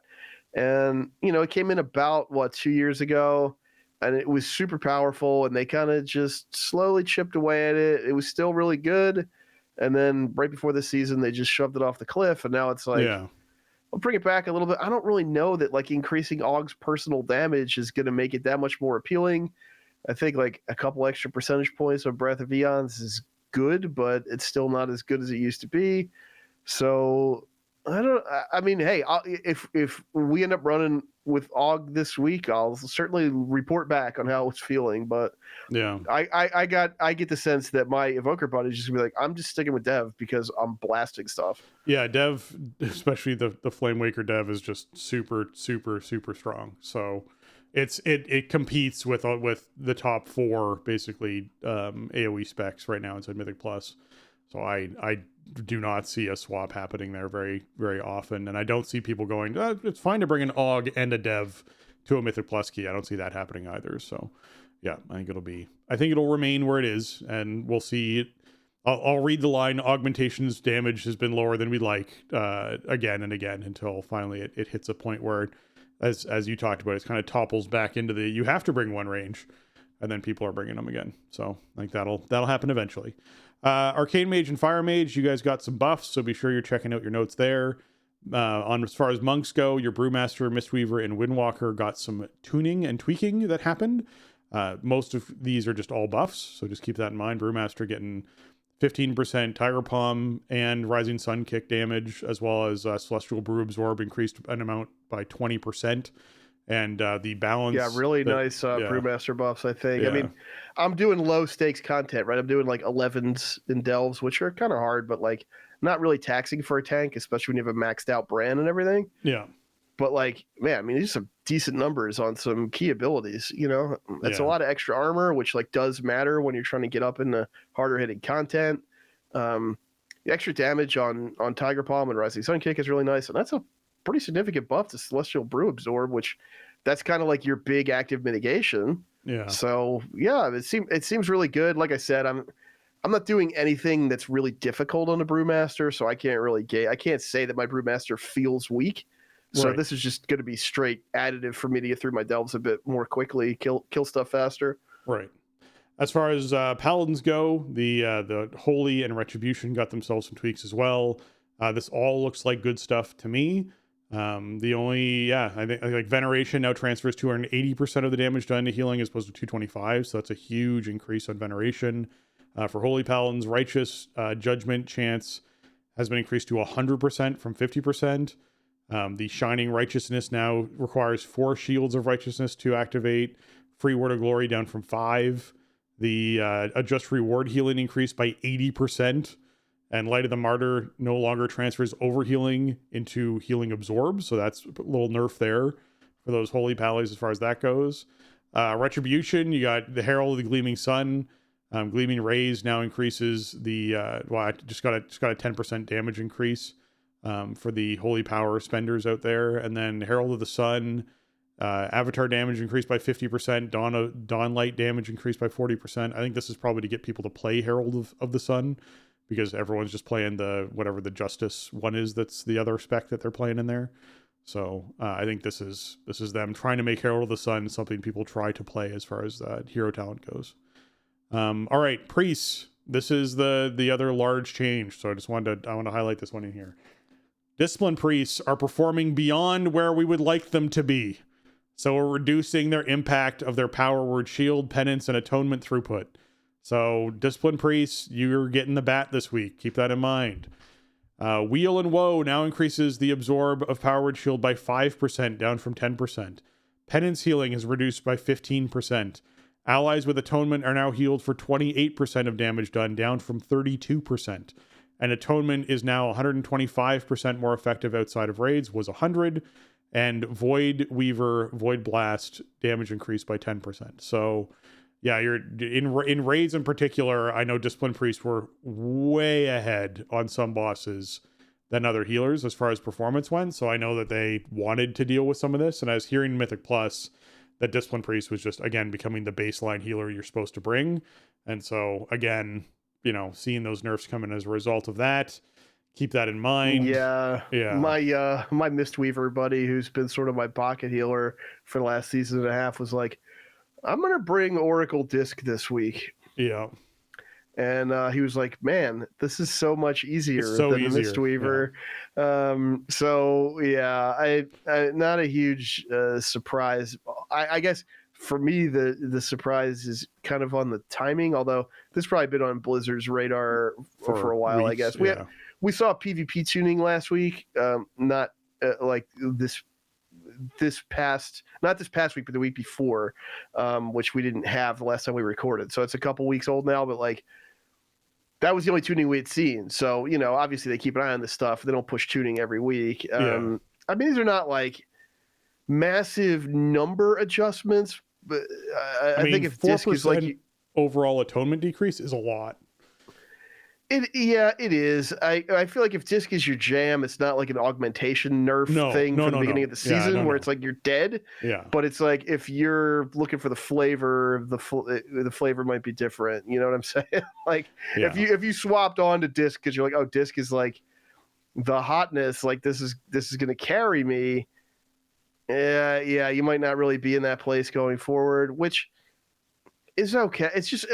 I think it's good. Like, you don't really want any spec to be default for emotive content, even though it kind of becomes inevitable because of the way the community plays and shapes these perceptions. But you know, when you see people migrating to a spec or whatever, you know, and suddenly you see a lot more of that representation. It's just weird how like sometimes they sort of like laser focus in on these things and sort of get to them quick, whereas like. We had the conversation many times, like season 1 War Within Shaman. Yeah. They just were like, yeah, it's World of Shamancraft. We're fine with Shaman just being the best. Yeah. So I don't know what the disconnect is, like why it's okay for some classes to sort of be on top of the mountain for so long, and then some classes like they just rein them in like seemingly pretty quick. I mean, even if this has been on their radar from week 1.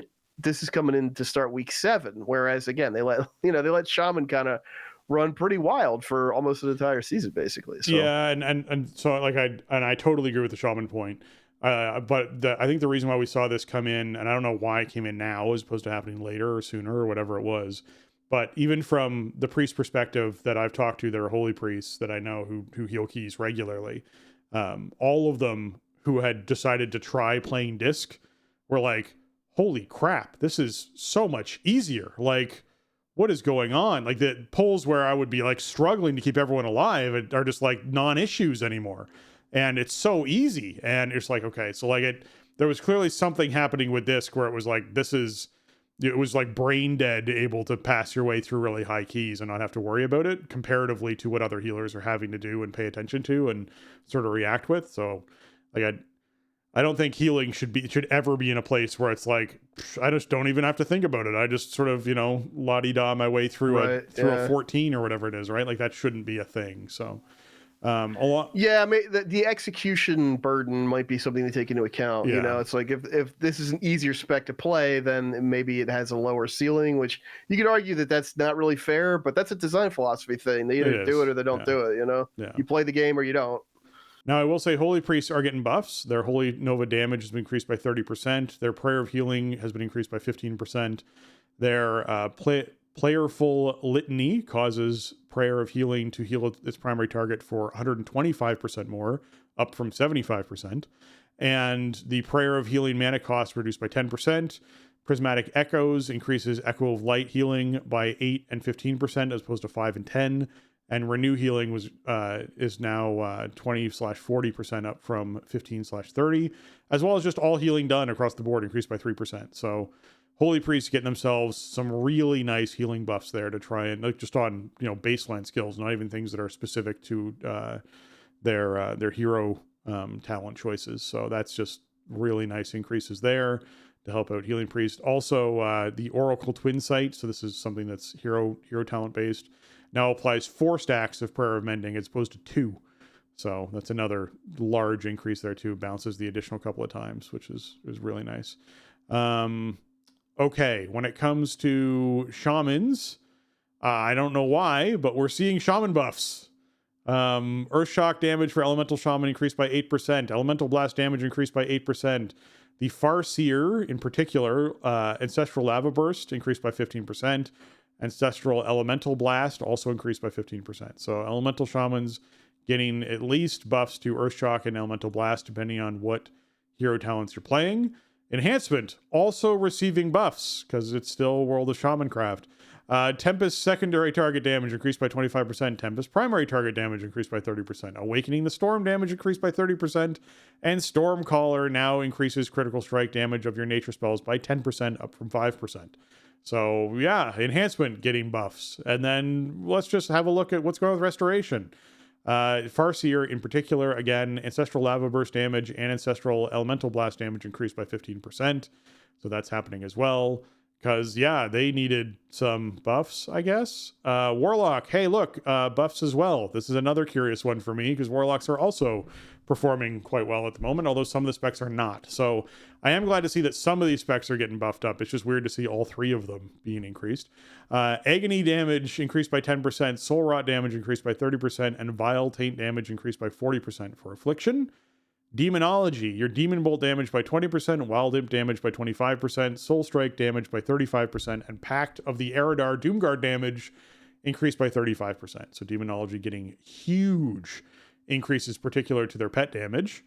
Destruction, Cataclysm damage by 35%, and Rain of Fire damage by 25%. So you might actually see some Destruction Warlock Mythic Plus happening here with the Rain of Fire damage increase to see what that looks like overall for a dungeon. But yeah, those are the buffs coming in on the 15th. So that's just a couple of days away from when we're recording here. And yeah, that'll be an interesting thing to see how this shakes up some of the balance for some of these classes and what this means for some classes. Oh, it's nice because it's mostly all buffs, right? Like there's the disc nerf, which we kind of, yeah, I don't know, I guess you kind of see coming, right? Like I'm not shocked, I guess. And you know, there's a little, it's like rebalancing of Balanced Druid in some ways. I think overall it's probably like a buff considering what you do in the game. It's a buff to raid. It's a nerf to Mythic Plus. Yeah, that's what. If you're doing Theater of Pain, it might be pretty good, right? Like, there's a lot of times where you're just sitting there on one target or whatever in a dungeon like that. Yeah. So, like, it's, you know, it's a bit of a like shifting the pie slices around a little bit. It might be, you know, so I think that's nice to have. Like at this point in the season, we're still pretty early on, just like essentially across the board buffs. I mean, Warriors are obviously perfectly balanced, so they don't need any attention, which is fine. And also Hunters and Rogues, kind of no changes coming up this week. But I'm just looking at it going, hey, I have somebody raid who plays that. Hey, I have somebody raid who plays that. Like the amount of Ret Paladins I bring to raid is like, I don't know, I think I have a whole party of them. So, you know, I'm just looking at it going, okay, how much faster are we going to kill bosses this week? So that's cool. I like it when they kind of, you know, are moving everybody up to a higher baseline instead of trying to balance around some point they have in mind. And so they got to bring this class in line down to here, and then this class has got to come up this way. You know, it's just nice to look at a huge list of changes, and it's not like multiple, like many specs just getting gutted. That never feels good. No, it doesn't at all. So yeah, overall, I think these are good changes. I'll be curious to see how the meta shifts over the next 2 weeks before we see the next round of tuning come in. All right. Patch 11.1.5 is going live a week from Tuesday. So that's April 22nd is when this thing kicks off in NA, and obviously it'll be 23rd inside EU. And man, oh man. Okay. So what do we get on the 22nd? On the 22nd, we're getting the Nightfall scenario. We're getting the cooldown manager UI feature built in. And we're getting the Winds of the Mysterious Fortune buff kicking off. So what's the Winds of Mysterious Fortune buff? Well, beginning April 22nd through May 20th, players can take advantage of the Winds of Mysterious Fortune, increasing experience buff by 20%. to get up to speed with their new or alternative characters levels 10 through 79. This buff will provide a 200% major faction renown increase in Dragonflight zones and a 100% major faction renown increase in War Within zones. So obviously this means all of the factions inside of Dragonflight, and inside of War Within, this means everything except Undermine. Undermine factions are excluded from benefiting from this particular 20% increase buff. 100% increase buff that's taking place for War Within. But this is the way to sort of help people catch up initially. During this initial period, while within Dragonflight and War Within zones, players below level 80 will also have a chance to gain a mysterious satchel while looting creatures or as a bonus reward from quests.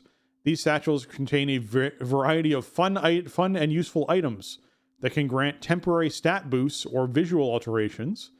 These satchels can sometimes also include bonus gear appropriate to your level and specialization, and a 2-hour and 2-hour 10% experience potions that can stack with the 20% experience buff for a maximum of 30% experience buff.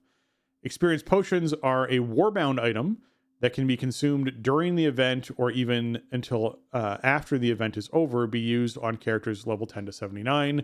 Any stat potion effects or elemental potion effects will not work in Mythic Plus or raids or any rated PvP content. Okay, so if you're looking to level up, you will be able to get that 30% increase. If you're just, I'm just going to say you get the 30% increase because your likelihood of not getting one of these potions is pretty low during your leveling process.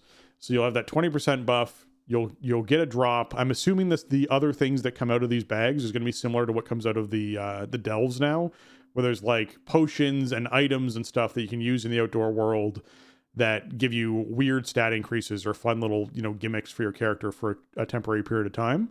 So I'm assuming those will be similar. And then you get these experience potions that give you a 10% increase. So this should be a decent leveling increase because it's already a fairly fast process already. And if you factor that in with this will overlap obviously with the Darkmoon Faire at the start of May.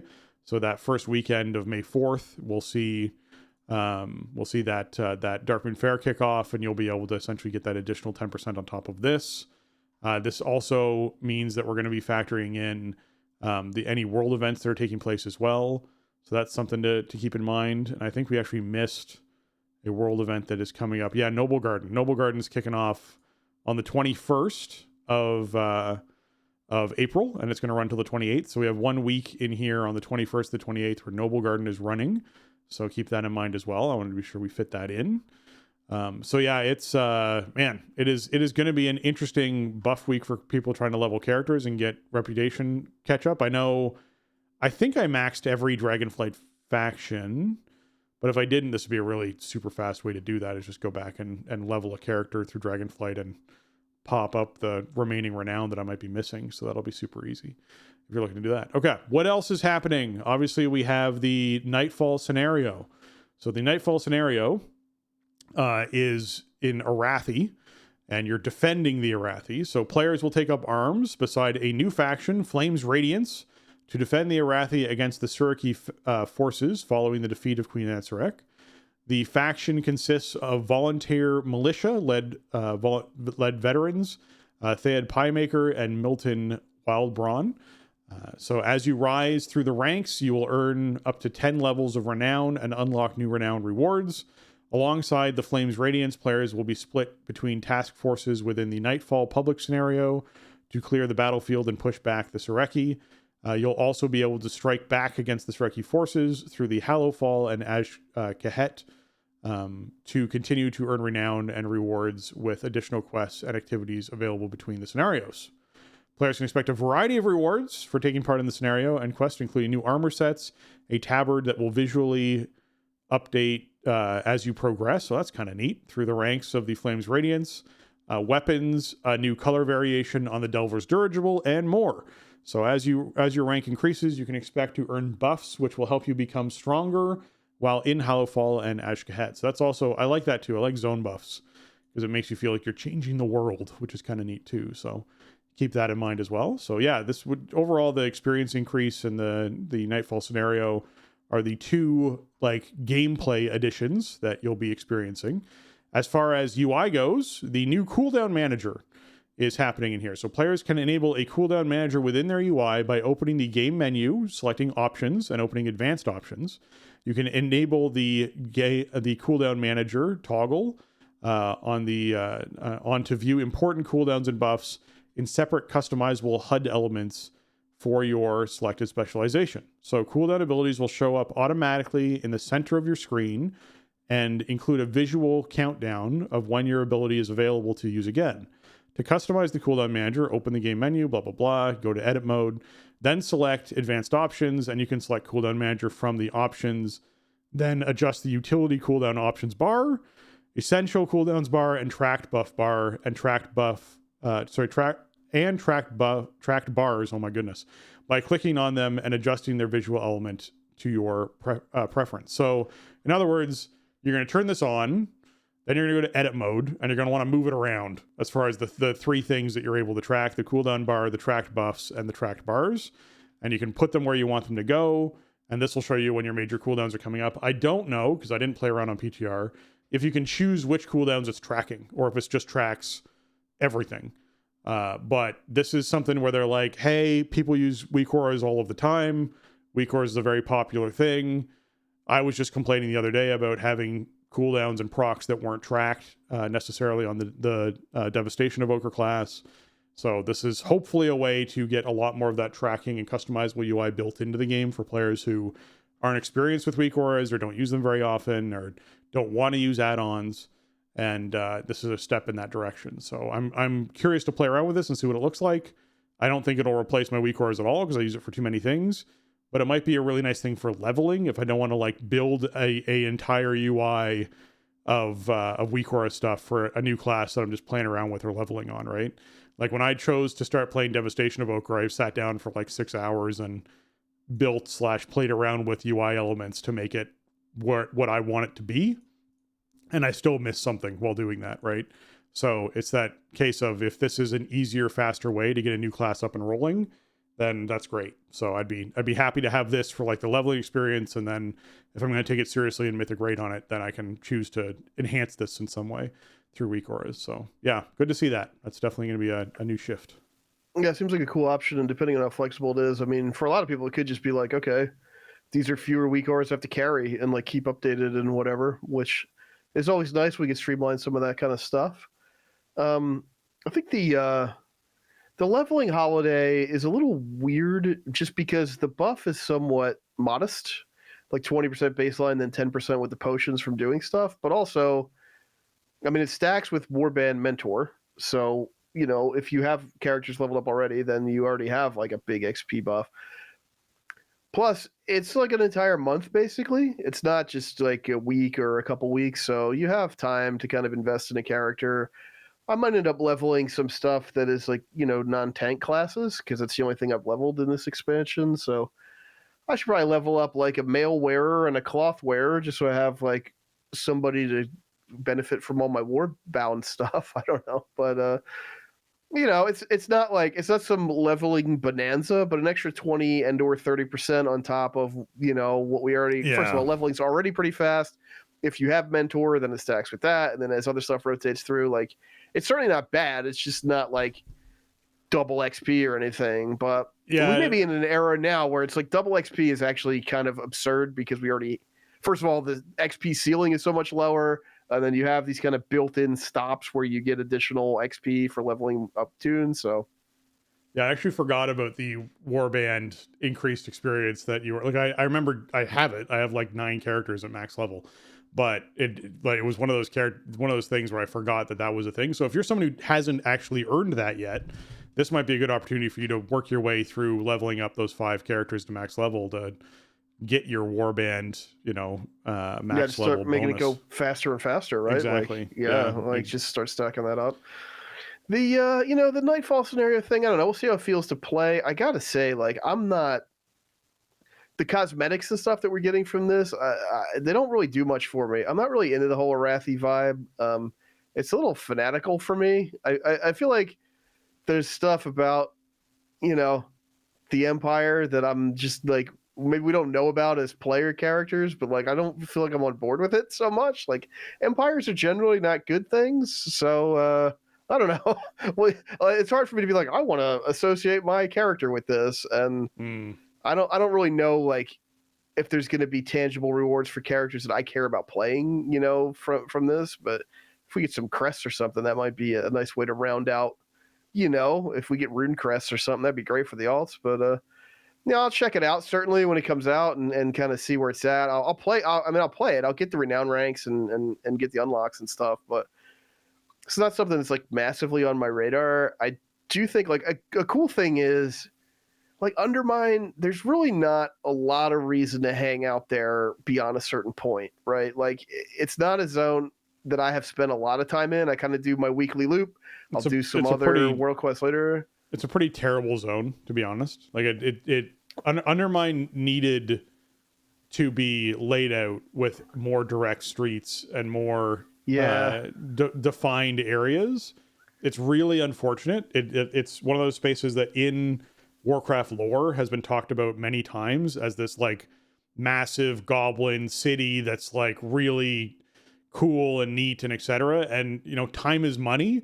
So having weird curvy streets that run into dead ends and have bizarro little ramps and stuff is really inefficient for a time is money kind of and for society and for a society that has like zeppelins and trains and tram cars and all sorts of stuff, to be like, yeah, your main mode of transportation in the city is get into a vehicle that goes really fast in really windy, tight little streets that you're slamming into stuff all the time is very unfortunate. Like I as much as I appreciate the WoW team and I appreciate the level designers and the world designers and the people out there who do amazing work, and you really do, this to me was like a big letdown. I really do feel like Undermine needed public transportation of some kind. Like it needed to have like, hey, I can get on some sort of like sky rail that flew me over to this area of the place really fast. And it needed to have a very well laid out city that really spoke to the efficiency that goblins look for. Like a goblin wouldn't be like, hey, no, you know what? There's a wall here, so I'm just going to build this tiny little ramp that we can sort of run up to avoid the wall, and it's kind of inefficient or whatever. They would just blow the wall up. Like that's like goblins would be like, no, I need to get from here to there. This thing's in my way. It's going away. This will be a straight line because this is the most efficient way to use our time to get there. So it feels strange. Like I think overall the zone needed to even fit the lore reality of what this city was supposed to be better than what we have right now. I think the drive system might have contributed to that. I'm not sure, but I think it's unfortunate that there isn't the city didn't meet the expectation for a lot of players when it came to what a goblin mass city would look like that they've lived in for generations and have sort of developed on over time. Yeah, I mean, I like the stuff to do in the zone, like the different quests and activities and stuff, but getting around it is really a pain in the ass. It just is. But the nice thing is that like you can kind of get through most of like the important stuff in a couple weeks. And you don't have to spend that much time there during the week. And then, now we got patch next week and there'll be a whole new outdoor thing to go do back in Hallowfall, which is a zone that people seem to really like. So I think that was kind of a nice setup. So, that's all the stuff that's coming in at patch launch. And like, I'll go look at the new scenario. I don't know about the leveling thing. I have tunes in the back of my mind. It's like, I should probably get that to max level at some point mid expansion here, but I don't know if this is gonna be the window where I actually do that. The buff is nice, but it's not like, oh well, if I take advantage of this, I'm only 3 hours away from being done, and then I don't have to think about it. I don't know. Well, we'll see. It kind of depends on what else I get into in that time frame, but it's nice to have a month to mess around with it.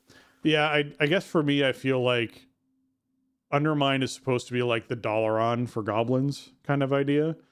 And it very much is set up in a way that it could have been that, because you have these tunnels that go all over the place through the world core out to all these different areas of Azeroth and all over the place.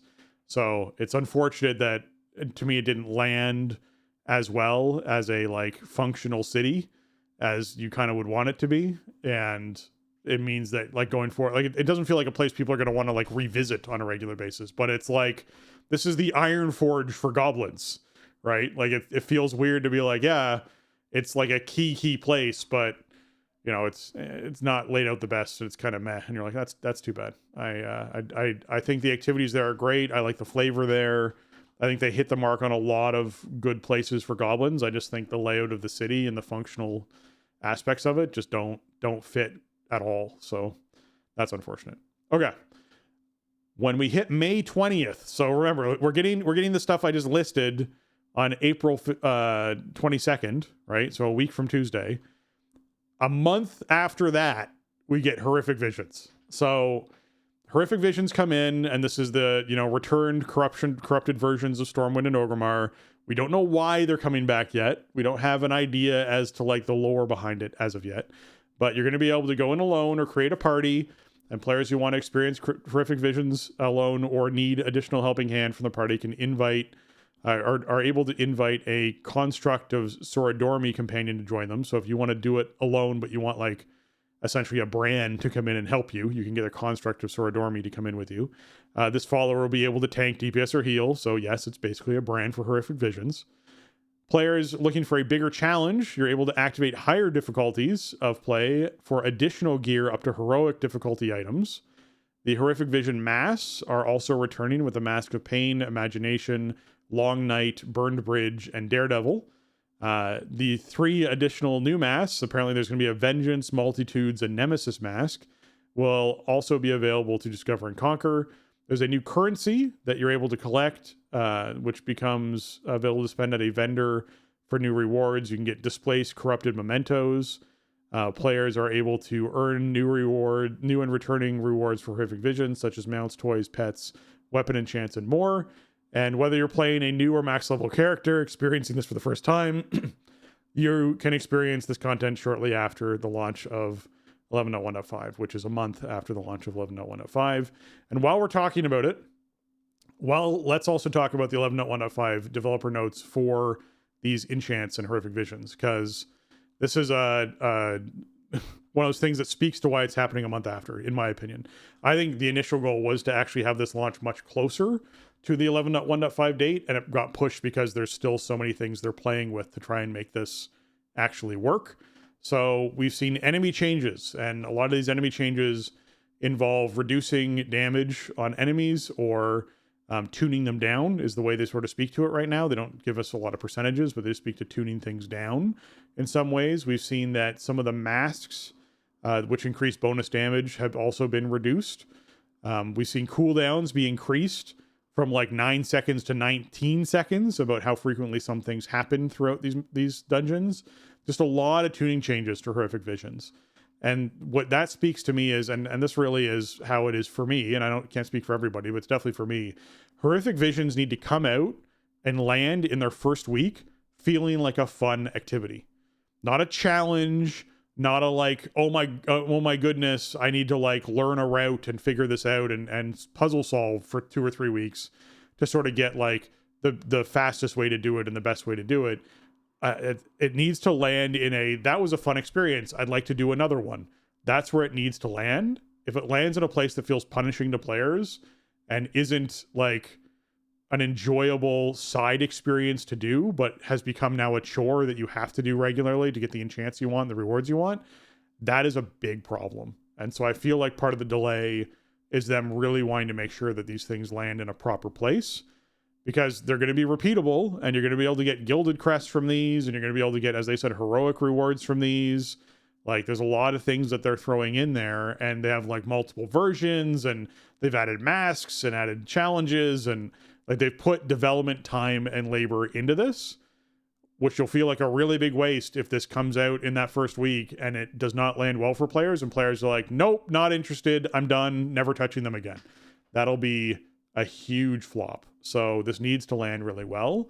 And so I'm hoping what they're doing by delaying this as much as they are is really taking the time to do that. And we know that there were 2 different waves of hot fixes that have happened so far for Horrific Visions. One was on April 4th, another one's on April 11th when that happened.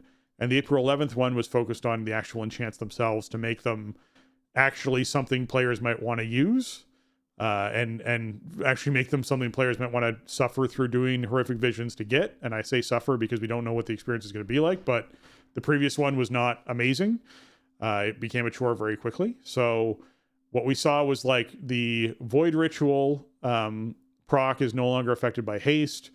The 11.1.7 Void Ritual does not receive increased proc chance by party members who are using it as well. So they tuned Void Ritual a bit. Apparently it was too strong. But we did see that the Twilight Devastation now has a reduced 35% chance after each target it hits, so it actually reduces its damage. But they did increase the damage that it does for both its greater and lesser version of its enchant by like 131 to 186%. So huge increases. And it's the same thing for Echoing Void. Huge increases. Same thing for Rushing Wound. Huge increases. Infinite Stars, even larger increases. Twilight Appendage, again, doesn't proc as often based off of haste, but huge damage increases. So these clearly were not where they were needed to be for players to really entertain using them. I will say if these enchants factor into being like, it's a 1.8% damage increase for players will not care enough to use them. But if these are like, it's a 12% damage increase for players will 100% always use them. So that motivation factor is what they're playing with there, and it's kind of interesting to see that happen. So I just wanted to highlight that. We were chatting about Horrific Visions that are coming out on May 20th. That, in my opinion, this has to land in a really good place as far as completability and enjoyability for players to do it. It doesn't need to feel like something you need to suffer through, and the rewards for doing it need to feel like it's worth choosing to spend your game time on that. So I'm hoping that this lands well, because this was not one of the like wonderful loved features that they've added to the game previously. So curious where it goes. Yeah, I agree with you. I mean, like when we saw this in the roadmap or wherever it was first announced, I think it was the roadmap for this year, a lot of us just kind of groaned, man. Like, Horrific Visions? Like, you kidding me, dude? Like, I guess it makes sense because we have a lot of Old God Overtures in this expansion, and like Illyria is a very prominent character. We got some N'Zoth teases. Like, it sort of makes sense, but I don't know. I can't tell you that I'm feeling any differently at this point, being a month out of like, yeah, oh man, I can't wait for these to get turned on. I mean, I do agree. Like, it needs to come in. The on-ramp needs to be smooth. Even if, okay, you have a lot of work to do. If you want to do all the masks, like you got to work your way through the system, fine. But week one, you should be able to get in there, get something cool, get either get your lesser enchant or get like significant progress towards your lesser enchant, like right away. That would be nice. Yeah, I mean, we saw some people doing some math based on PTR numbers, and it was like most of these enchants were representing like less than 1% of total damage. Yeah. Like, that's just not like why. I mean, I would okay, not put the effort in. Yeah. There's a collectible element, right? So like, if you want to get the collectibles out of it, cool. But like, you know, I was looking at this going, okay, so they're bringing back corruption as enchants. Like, that should be a mid-season soft nerf, right? Like, that's got to be part of the thing here. Except like, it really wasn't looking like that. So with these tuning changes and some of it sounds like it was like semi-bugged. Like they hadn't accounted for moving the enchant to the head slot, and then they did some tuning changes. So they also had to account for, you know, modern item levels. So maybe that helps. Like, these should be impactful. Like, it should feel good to get in there and start getting them. You should want to work your way up through the system, at least to get your greater enchant of choice, or maybe a couple, depending on if you want to use different ones for different content. And then they should pay off. They should blow stuff up when they proc in a dungeon or a raid. Like, that should be the payoff for, you know, investing in the system. So hopefully that's the case. I mean, man, I did this stuff so much in BFA. Yeah. I can't say I disliked it really. Like, I did kind of like it. It was kind of like, I did it solo pretty much, and it was kind of like an interesting solo challenge at first, and then it became, okay, I have now sort of like mastered the system. I'm playing with all the masks. I'm getting the highest yield from every run, and I'm doing it on all my tanks. Yeah. And it gets less and less fun every single time I run one, which is a lot because I'm doing all these characters every week, and the returns are diminishing. So, you know, we'll see. Like, as this is like rerun content, which apparently is really only going to be good for the rest of the season, from what they're currently saying with the plans for the corruption and chance. Which is also weird. It is weird, yeah, for sure. I guess it gives them the opportunity to make them really powerful, which they're not. It doesn't sound like they are. I mean, I think if the math was saying like, oh, this is like about slightly less than 1% of total damage for most specs, even with the fixes they're talking about, it doesn't sound like it's going to be like 15% damage or something, like, yeah. So, that's if it's going to be that time limit, then that's the opportunity to take them over the top and make them really powerful. But, it is what it is. I collected like everything out of Horrific Visions the first time around. So I know there's new stuff, but if it's all just like palette swap stuff of stuff I already have, then I don't think I'm going to worry about it. Like I'm not, I don't really like the aesthetic of the stuff that came out of there. It was all the Karaji looking stuff, like the bugs and all that. Like I'm good. I don't really want that. So, and I already have, if I have a palette swap version of it, I'm good, but we'll see. The time gating has become, I'm seeing controversy on two sides of the coin here about this patch with the timing. I'm seeing some people who are like, this patch is too fast. I'm barely getting my feet wet with 11.1 and season 2. I'm not ready for new stuff. It's too much. And then I'm seeing people going, why is Blizzard time gating this? Just release the features. Let us play the game. We're paying the money. Why do we have to wait a month for new stuff to roll out? I think history has kind of shown that if they can produce content drops frequently, even if they're smaller, that's overall better for the people playing the game. Yeah. I think like a consistent, predictable patch schedule is better overall for players for the most part, because it keeps the game vibrant, it keeps people interested, it gives you something to do. It means that, people are going to be online at raid time or at dungeon time or whatever, which is good because it's a multiplayer game. There's your argument that like if WoW's not your main game, it's impossible to keep up with, and that's for sure. But I think if that's the case, then you need to adjust your sort of expectations or goals around like where you engage with WoW. Like if you're an every week player, you can have different goals than somebody who checks in for a couple weeks out of every season to do some collecting. And I don't think that that's a problem necessarily. Like, I do think there's something to WoW being like too seasonal at this point, but by the same token, sitting in content for too long is always that's always been the kiss of death for any WoW content, is if it gets too stale. So having these drops come in and mix stuff up, I think is good. I think you might be onto something with the assessment that they're holding Horrific Visions back because they want to tune them more. And I do agree that like, if they stink week 1, it's going to be a huge problem because especially this late in the season, and it's another month from now, like by the time this comes out, we're halfway through the season, right? When this comes out, we're like 2 months in now, we'll be like 3 months in, then season probably ends 3 months later. Like, okay, now you're at the point where people are just going to go, oh, this is a new thing. Oh, I hate this. I get what for it? What?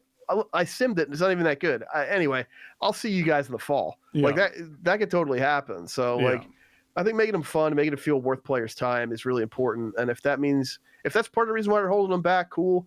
If they're holding them back because it's like, well, you get a content drop in April, and then you get a content drop in May, and then you get a content drop in June, and that'll keep you subbed.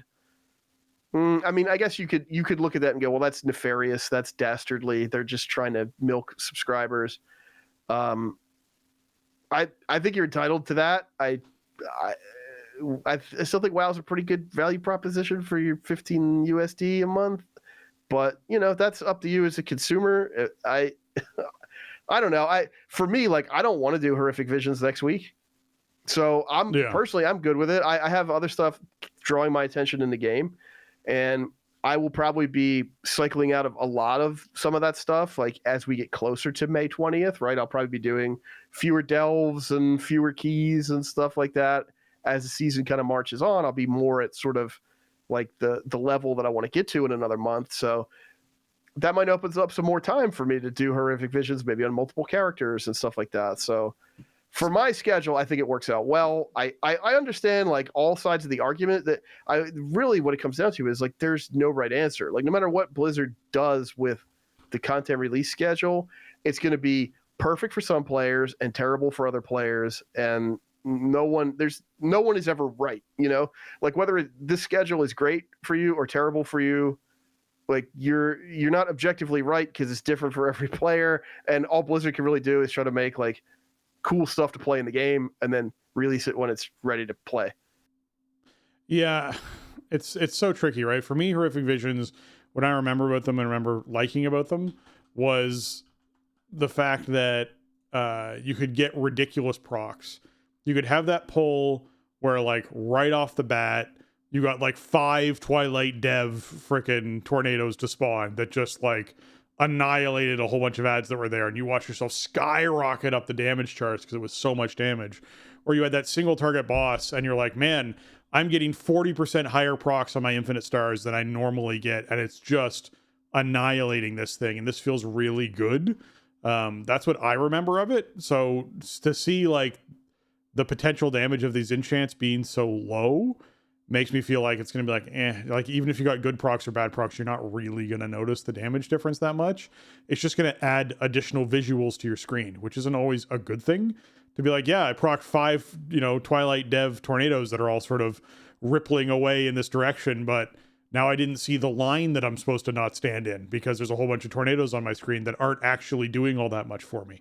That would be really unfortunate. So I do think that there's some important places for this sort of content to land. And it worries me a little bit to see the change coming in with that. The other thing coming in on May 20th, on May 20th with Horrific Visions. Actually, no, is it just with the patch? No, it's just with the patch. Is the increased reputation gain for Bilgewater, Steamweedle, Venture Co., Blackwater, and Venture Company gigs, the side gigs and weekly quests, and world quests. They're getting 100% buff to all their rep gains. So that'll come in with the patch as well, just to keep that in mind. And then last but not least, feature-wise, as you mentioned, because this carries into June, on the week of June 3rd, so 2 weeks after we see Horrific Visions go live, we'll see Dastardly Duos. And so later in the patch cycle, is what they say about this, players will be able to experience a new 6-week event providing a variety of cosmetic toys and even some dungeon items based on the bosses you encounter. Vinny Sweets, showrunner and announcer, is promoting Dastardly Duos, where players can step up to take on animatronic versions of past bosses, gain power-ups, and strive for higher and higher scores for bragging rights. You and your party will fight 2 or more bosses at a time to rack up your highest score. There will be 3 hubs for Dastardly Duos that players can visit, one in Stormwind, Orgrimmar, and one in Dornogal. While Vinny Sweets is running the show, you'll need to speak with Ziggy Maru it's a great name, to queue for the fight in the Dastardly Dome. A visit to Woden, the troll servant vendor, will also get you access over the weeks to some additional power-ups and items that can help you in the fight. In week 1, there will be 4 bosses available to fight, and each week thereafter, additional bosses will be added up to a total of 10 bosses to face.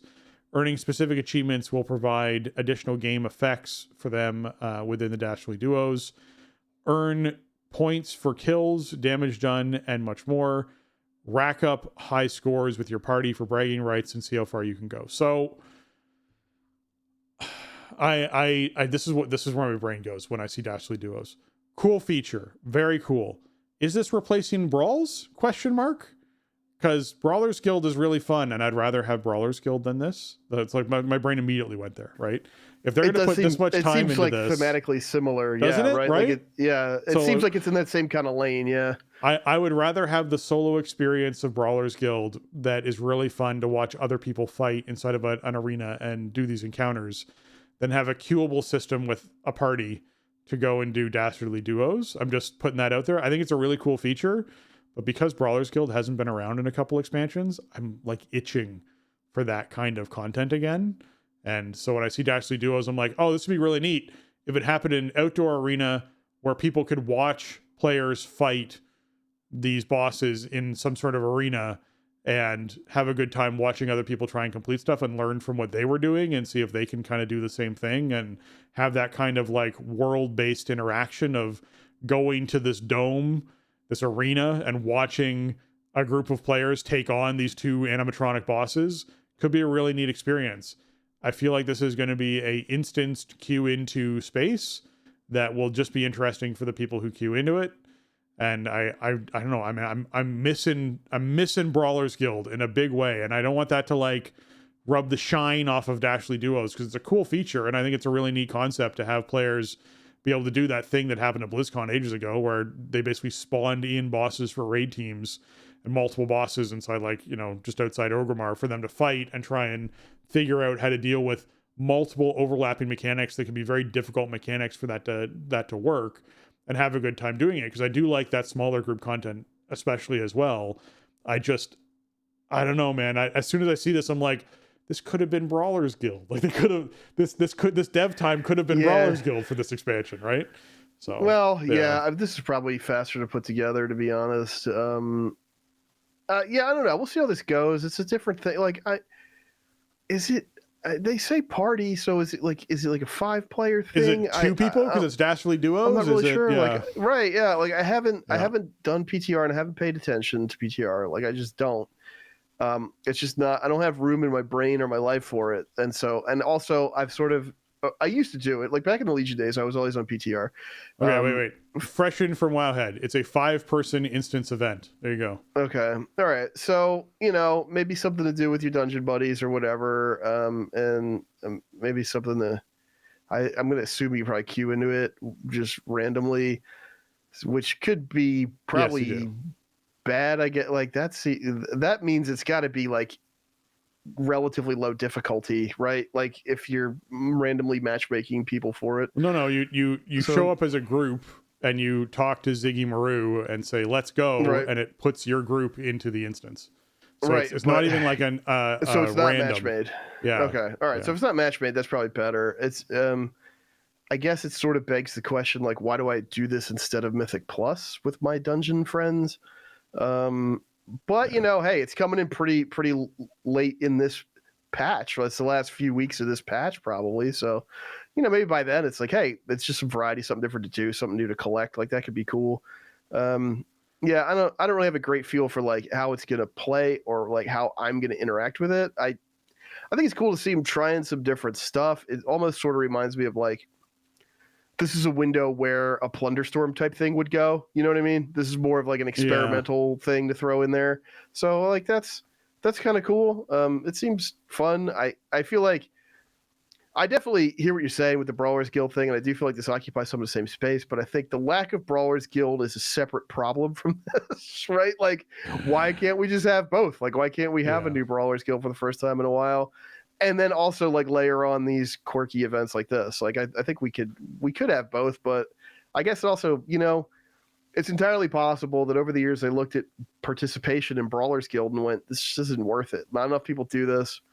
Because I don't really know that, but like people that I talk to and play with, like, when I was doing it. I don't know. Like the last time it came around, I think like I didn't know too many other people that were really doing it. You know, I don't know, but that's all anecdotal. I don't have any stats, but I do wonder if that's maybe a thing they look at and go, well, if people aren't doing this, then why make more of it? You know, and having something like this where you can reuse a lot of stuff, right? Like you're just using old bosses, and you can kind of tune them up to like work with this thing, and it's limited time, so you funnel people's participation into it. Like, I could kind of see that making sense. I would love Brawlers Guild to come back someday though, because it traditionally it was really fun over the years. Yeah. So you know, maybe midnight. I don't know. Who knows? I would love it, but if they don't do it because people don't play it, then I get it. Why do it if they're not seeing the participation that they want? You know? Yeah. Based off the PTR stuff that I can see, there's also a score-based system where your damage to boss and props and trash, how quickly it was completed, and avoiding deaths, all factor into getting like an overall total score. And you can, you know, get double score based off of doing things a certain way, to sort of increase your score. There's going to be quests, like weekly quests that you do that earn you specific like pet and toy rewards, as well as like there's a mount that's in there too. That's one of those like war turtle mounts that you can get inside this. It's not a flying mount, just to make that clear.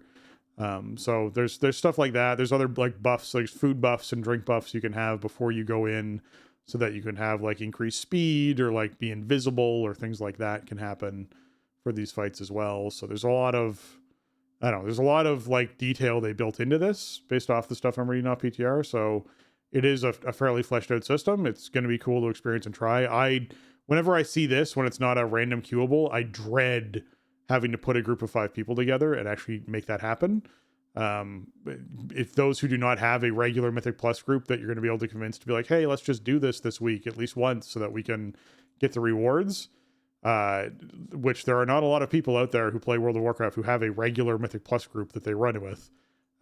This is going to be one of those, like, they never touch it because they don't want to try and put a group of 5 people together to do it kind of things, which makes me nervous about this kind of stuff, which is why I like Brawlers Guild of, hey, if you want to do it, just go and do it. It's a solo experience. So I don't know. I'm curious as to see how this goes. I'm curious what the reception of this is going to be. I think you'll have a lot of content creators doing it because they don't have trouble putting together 5-player groups and posting up their scores. We'll probably see that happening a lot. But I don't know if it's going to be for the masses. So that's a curious one for me as to how this is going to go with the people who are like, yes, I play World of Warcraft to, fish, and I've enjoyed Delves because it's a solo player experience, to then be like, yeah, you need to find 4 other people who are going to go do this with you. I don't necessarily see that happening. So we'll see how it goes. The only other thing I'll mention here is something else I found about Horrific Visions, which is that at 0 mask, you get veteran gear.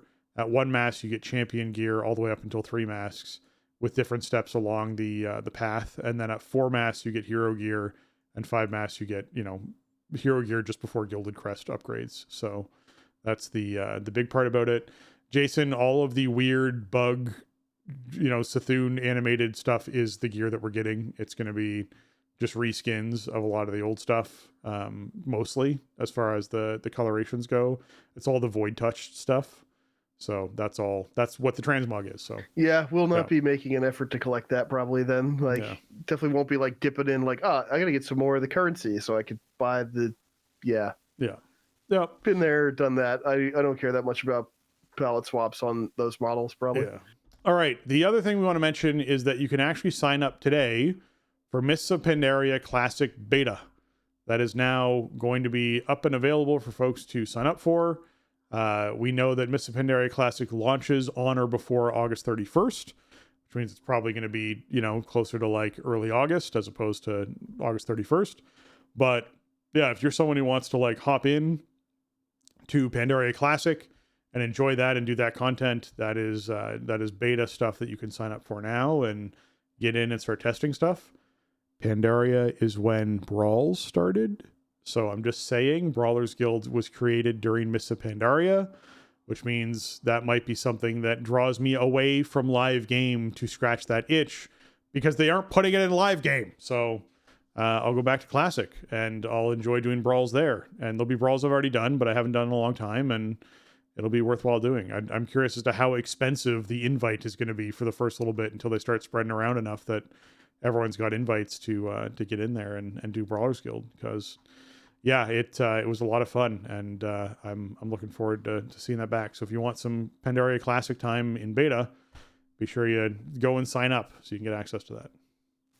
Yeah, it's coming up pretty soon, man. I know a lot of people are excited about Mists Classic, so it's right around the corner, and you get a little taste of it in the beta, which I think they put a date on when the beta is going to start, but it's going to be pretty soon.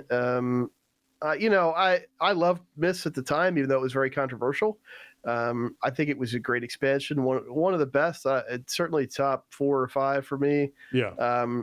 Even though, when it came out, like the Pandaren were very controversial. The sort of nested daily quests upon daily quests upon daily quests where people hated. Hated. Yeah. It wasn't like, oh, well, yeah, that was the thing about Mists, haha. Like, no, man. Back in 2012, it was like, they ruined this game. Pandas stink and daily quests stink, and I don't want to do this, and I'm unsubbing. That was the reality.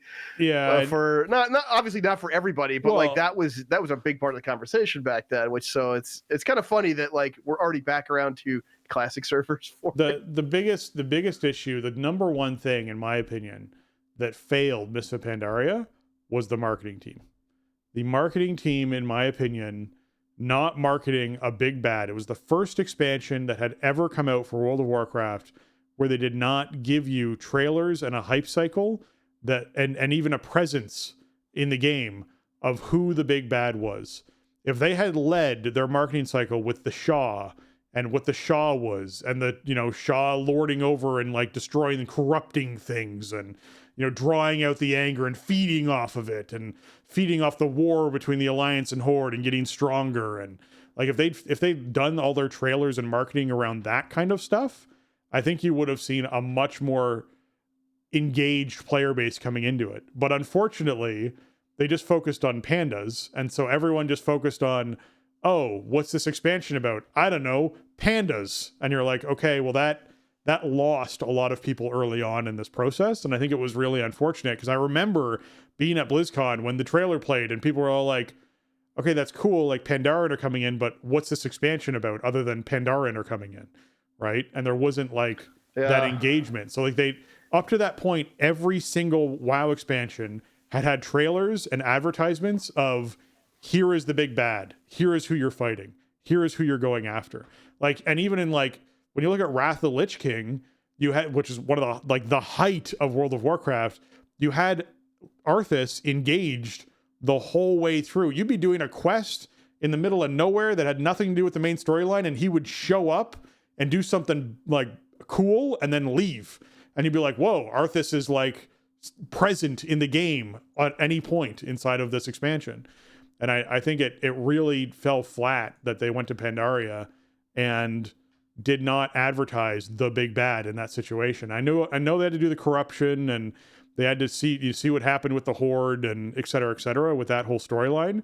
But if they just led with the Shaw, I think they would have actually hit it much better. Of we're going to this place, there's this evil corruption that's happening there, we're making it worse by fighting each other. You know, the Pandaren are kind of trapped in the middle. The Shaw is this overwhelming big bad that's taking place. Would have actually read much better, I think. Yeah, you could be right. Also, I think we knew pretty early on that like Garrosh was going to be like the end boss of the expansion, and so they kind of maybe could have leaned into that a little bit more too, just to really set the stage for the conflict. So, yeah, I don't know. It's Pandaria was like, it's funny because it was. This might be a little harsh, but I want to say it was like reviled by quite a large portion of the player base, or at least the vocal people. And over the years, its reputation has only grown and improved, and like some, you know, I feel like it's the one that has benefited the most from hindsight over the years. It has. It had a lot of really great content. You know, Throne of Thunder is one of my favorite raids, and it was where active mitigation came in. They really changed up tanking in that expansion, and it became more about like using your abilities with good timing and stuff. And it was the birth of Mythic Plus, because it was the expansion when they put challenge modes in. Yeah, it was the first challenge modes. That was like proto Mythic Plus. Yeah. Yes, I mean, I really liked it, and I think it's funny how like sort of its mystique and its reputation has improved so much over the last 13 years. I can't believe it was 13 years ago that it came out. But yeah, it's, you know, am I going to play it? Like, no, I didn't play Cataclysm Classic at all. I didn't get to max level in Wrath Classic. I just totally fell off a Classic, even just kind of dinking around and solo leveling. And yeah, MOP Remix last summer really sort of, I'm good with Pandaria. Like, I played a lot of that, and because it was like such a hyper reward loop, it sort of broke my WoW brain for a little while anyway. And especially with Pandaria, like I can't imagine going back to Pandaria and not being max level in 8 seconds and then like blowing up like soloing raids and stuff. You know what I mean? Like the way that Remix kind of worked, it shorted out those pathways in my brain. So like I don't know if I could go back and like play actual Pandaria, but I do know people who are really excited about this either because they love Pandaria or because they missed it because they weren't playing back then, and they heard good things, or they liked playing through the zones, leveling up, you know, a character in later expansions, and want to really experience it as it was. So that's cool. It's kind of funny to me. Like, I mean, obviously we have a lot of different flavors of WoW these days, but like, I kind of feel like Mists of Pandaria would be one of the main things that like the classic only type of player like really didn't want, right? With the addition of Pandorans and monks and the way they changed up the talent system and all that, right? Like this is when the talent system got really streamlined, and now like that is classic. There's always that kind of that really dismissive kind of thing about retail WoW sometimes about like, are there still pandas in retail? You know, like that whole thing that really gets under my skin. And now it's like, are there still pandas in classic?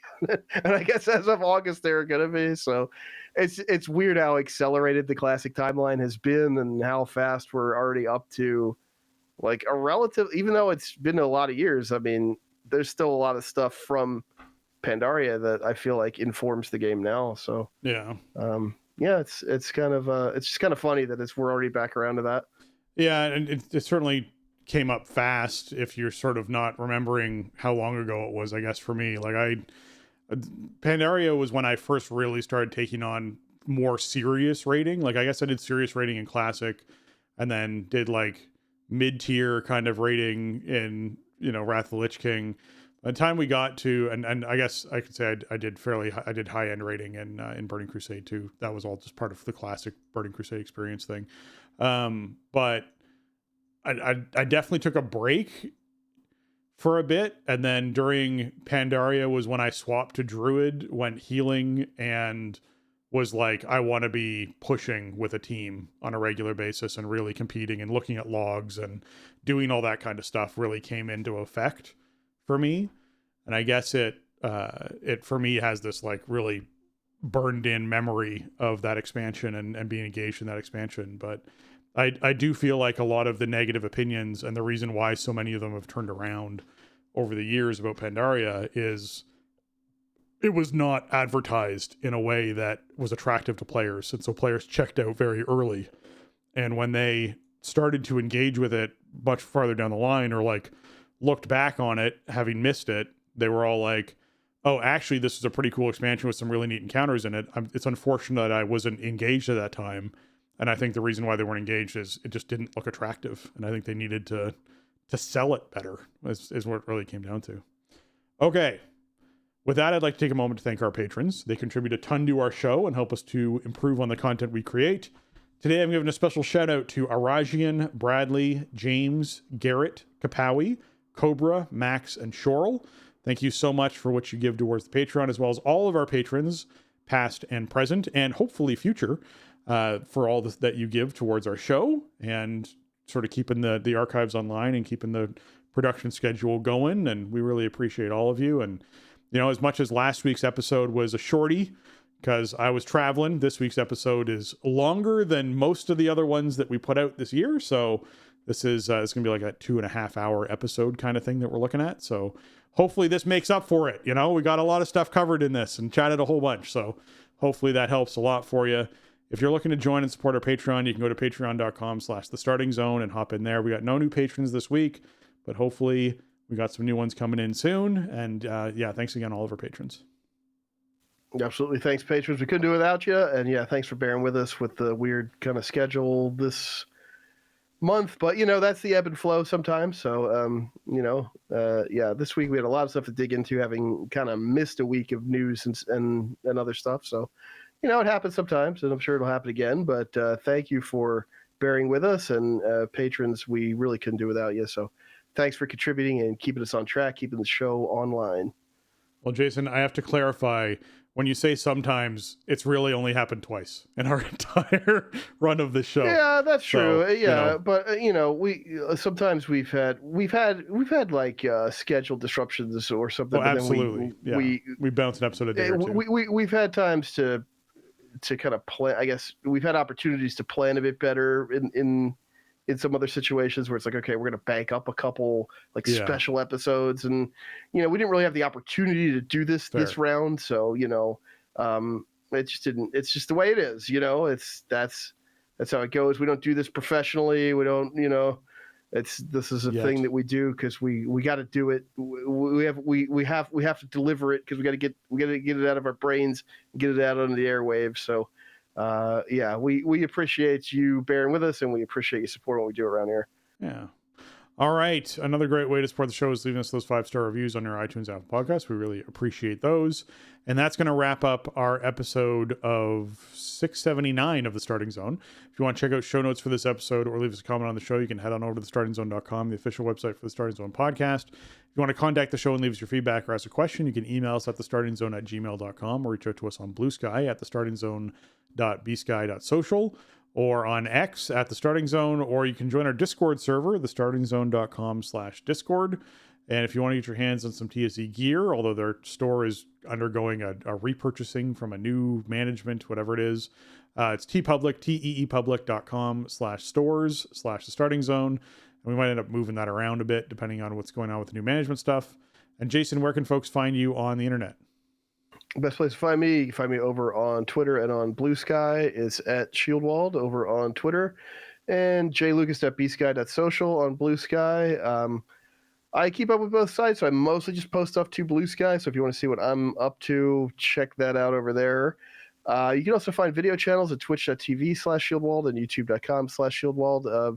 They've been silent. I haven't really been on stream in the last month. I've been ill. As you can probably tell, my voice probably sounds a little weird in this episode, but I've just been under the weather, man, and it's just kind of persisting, and I don't really – it's not fun to stream when I'm hacking or whatever. Yeah. I'm doing the show, I can mute myself, and I can do what I got to do, and the finished product is what it is without the benefit of editing and stuff, and I just haven't been feeling up to it. I don't know if I'm going to stream this week. I'm still feeling a little under the weather, but – check the video channels out. I want to get back into it and get some raid and dungeon streams, and I really want to get back to streaming some retro games because that's been really fun. But it's just my health and my schedule has not cooperated lately. But we'll be back at some point soon. If you're trying to find me, you can find me on Blue Sky at spencerhd.bsky.social.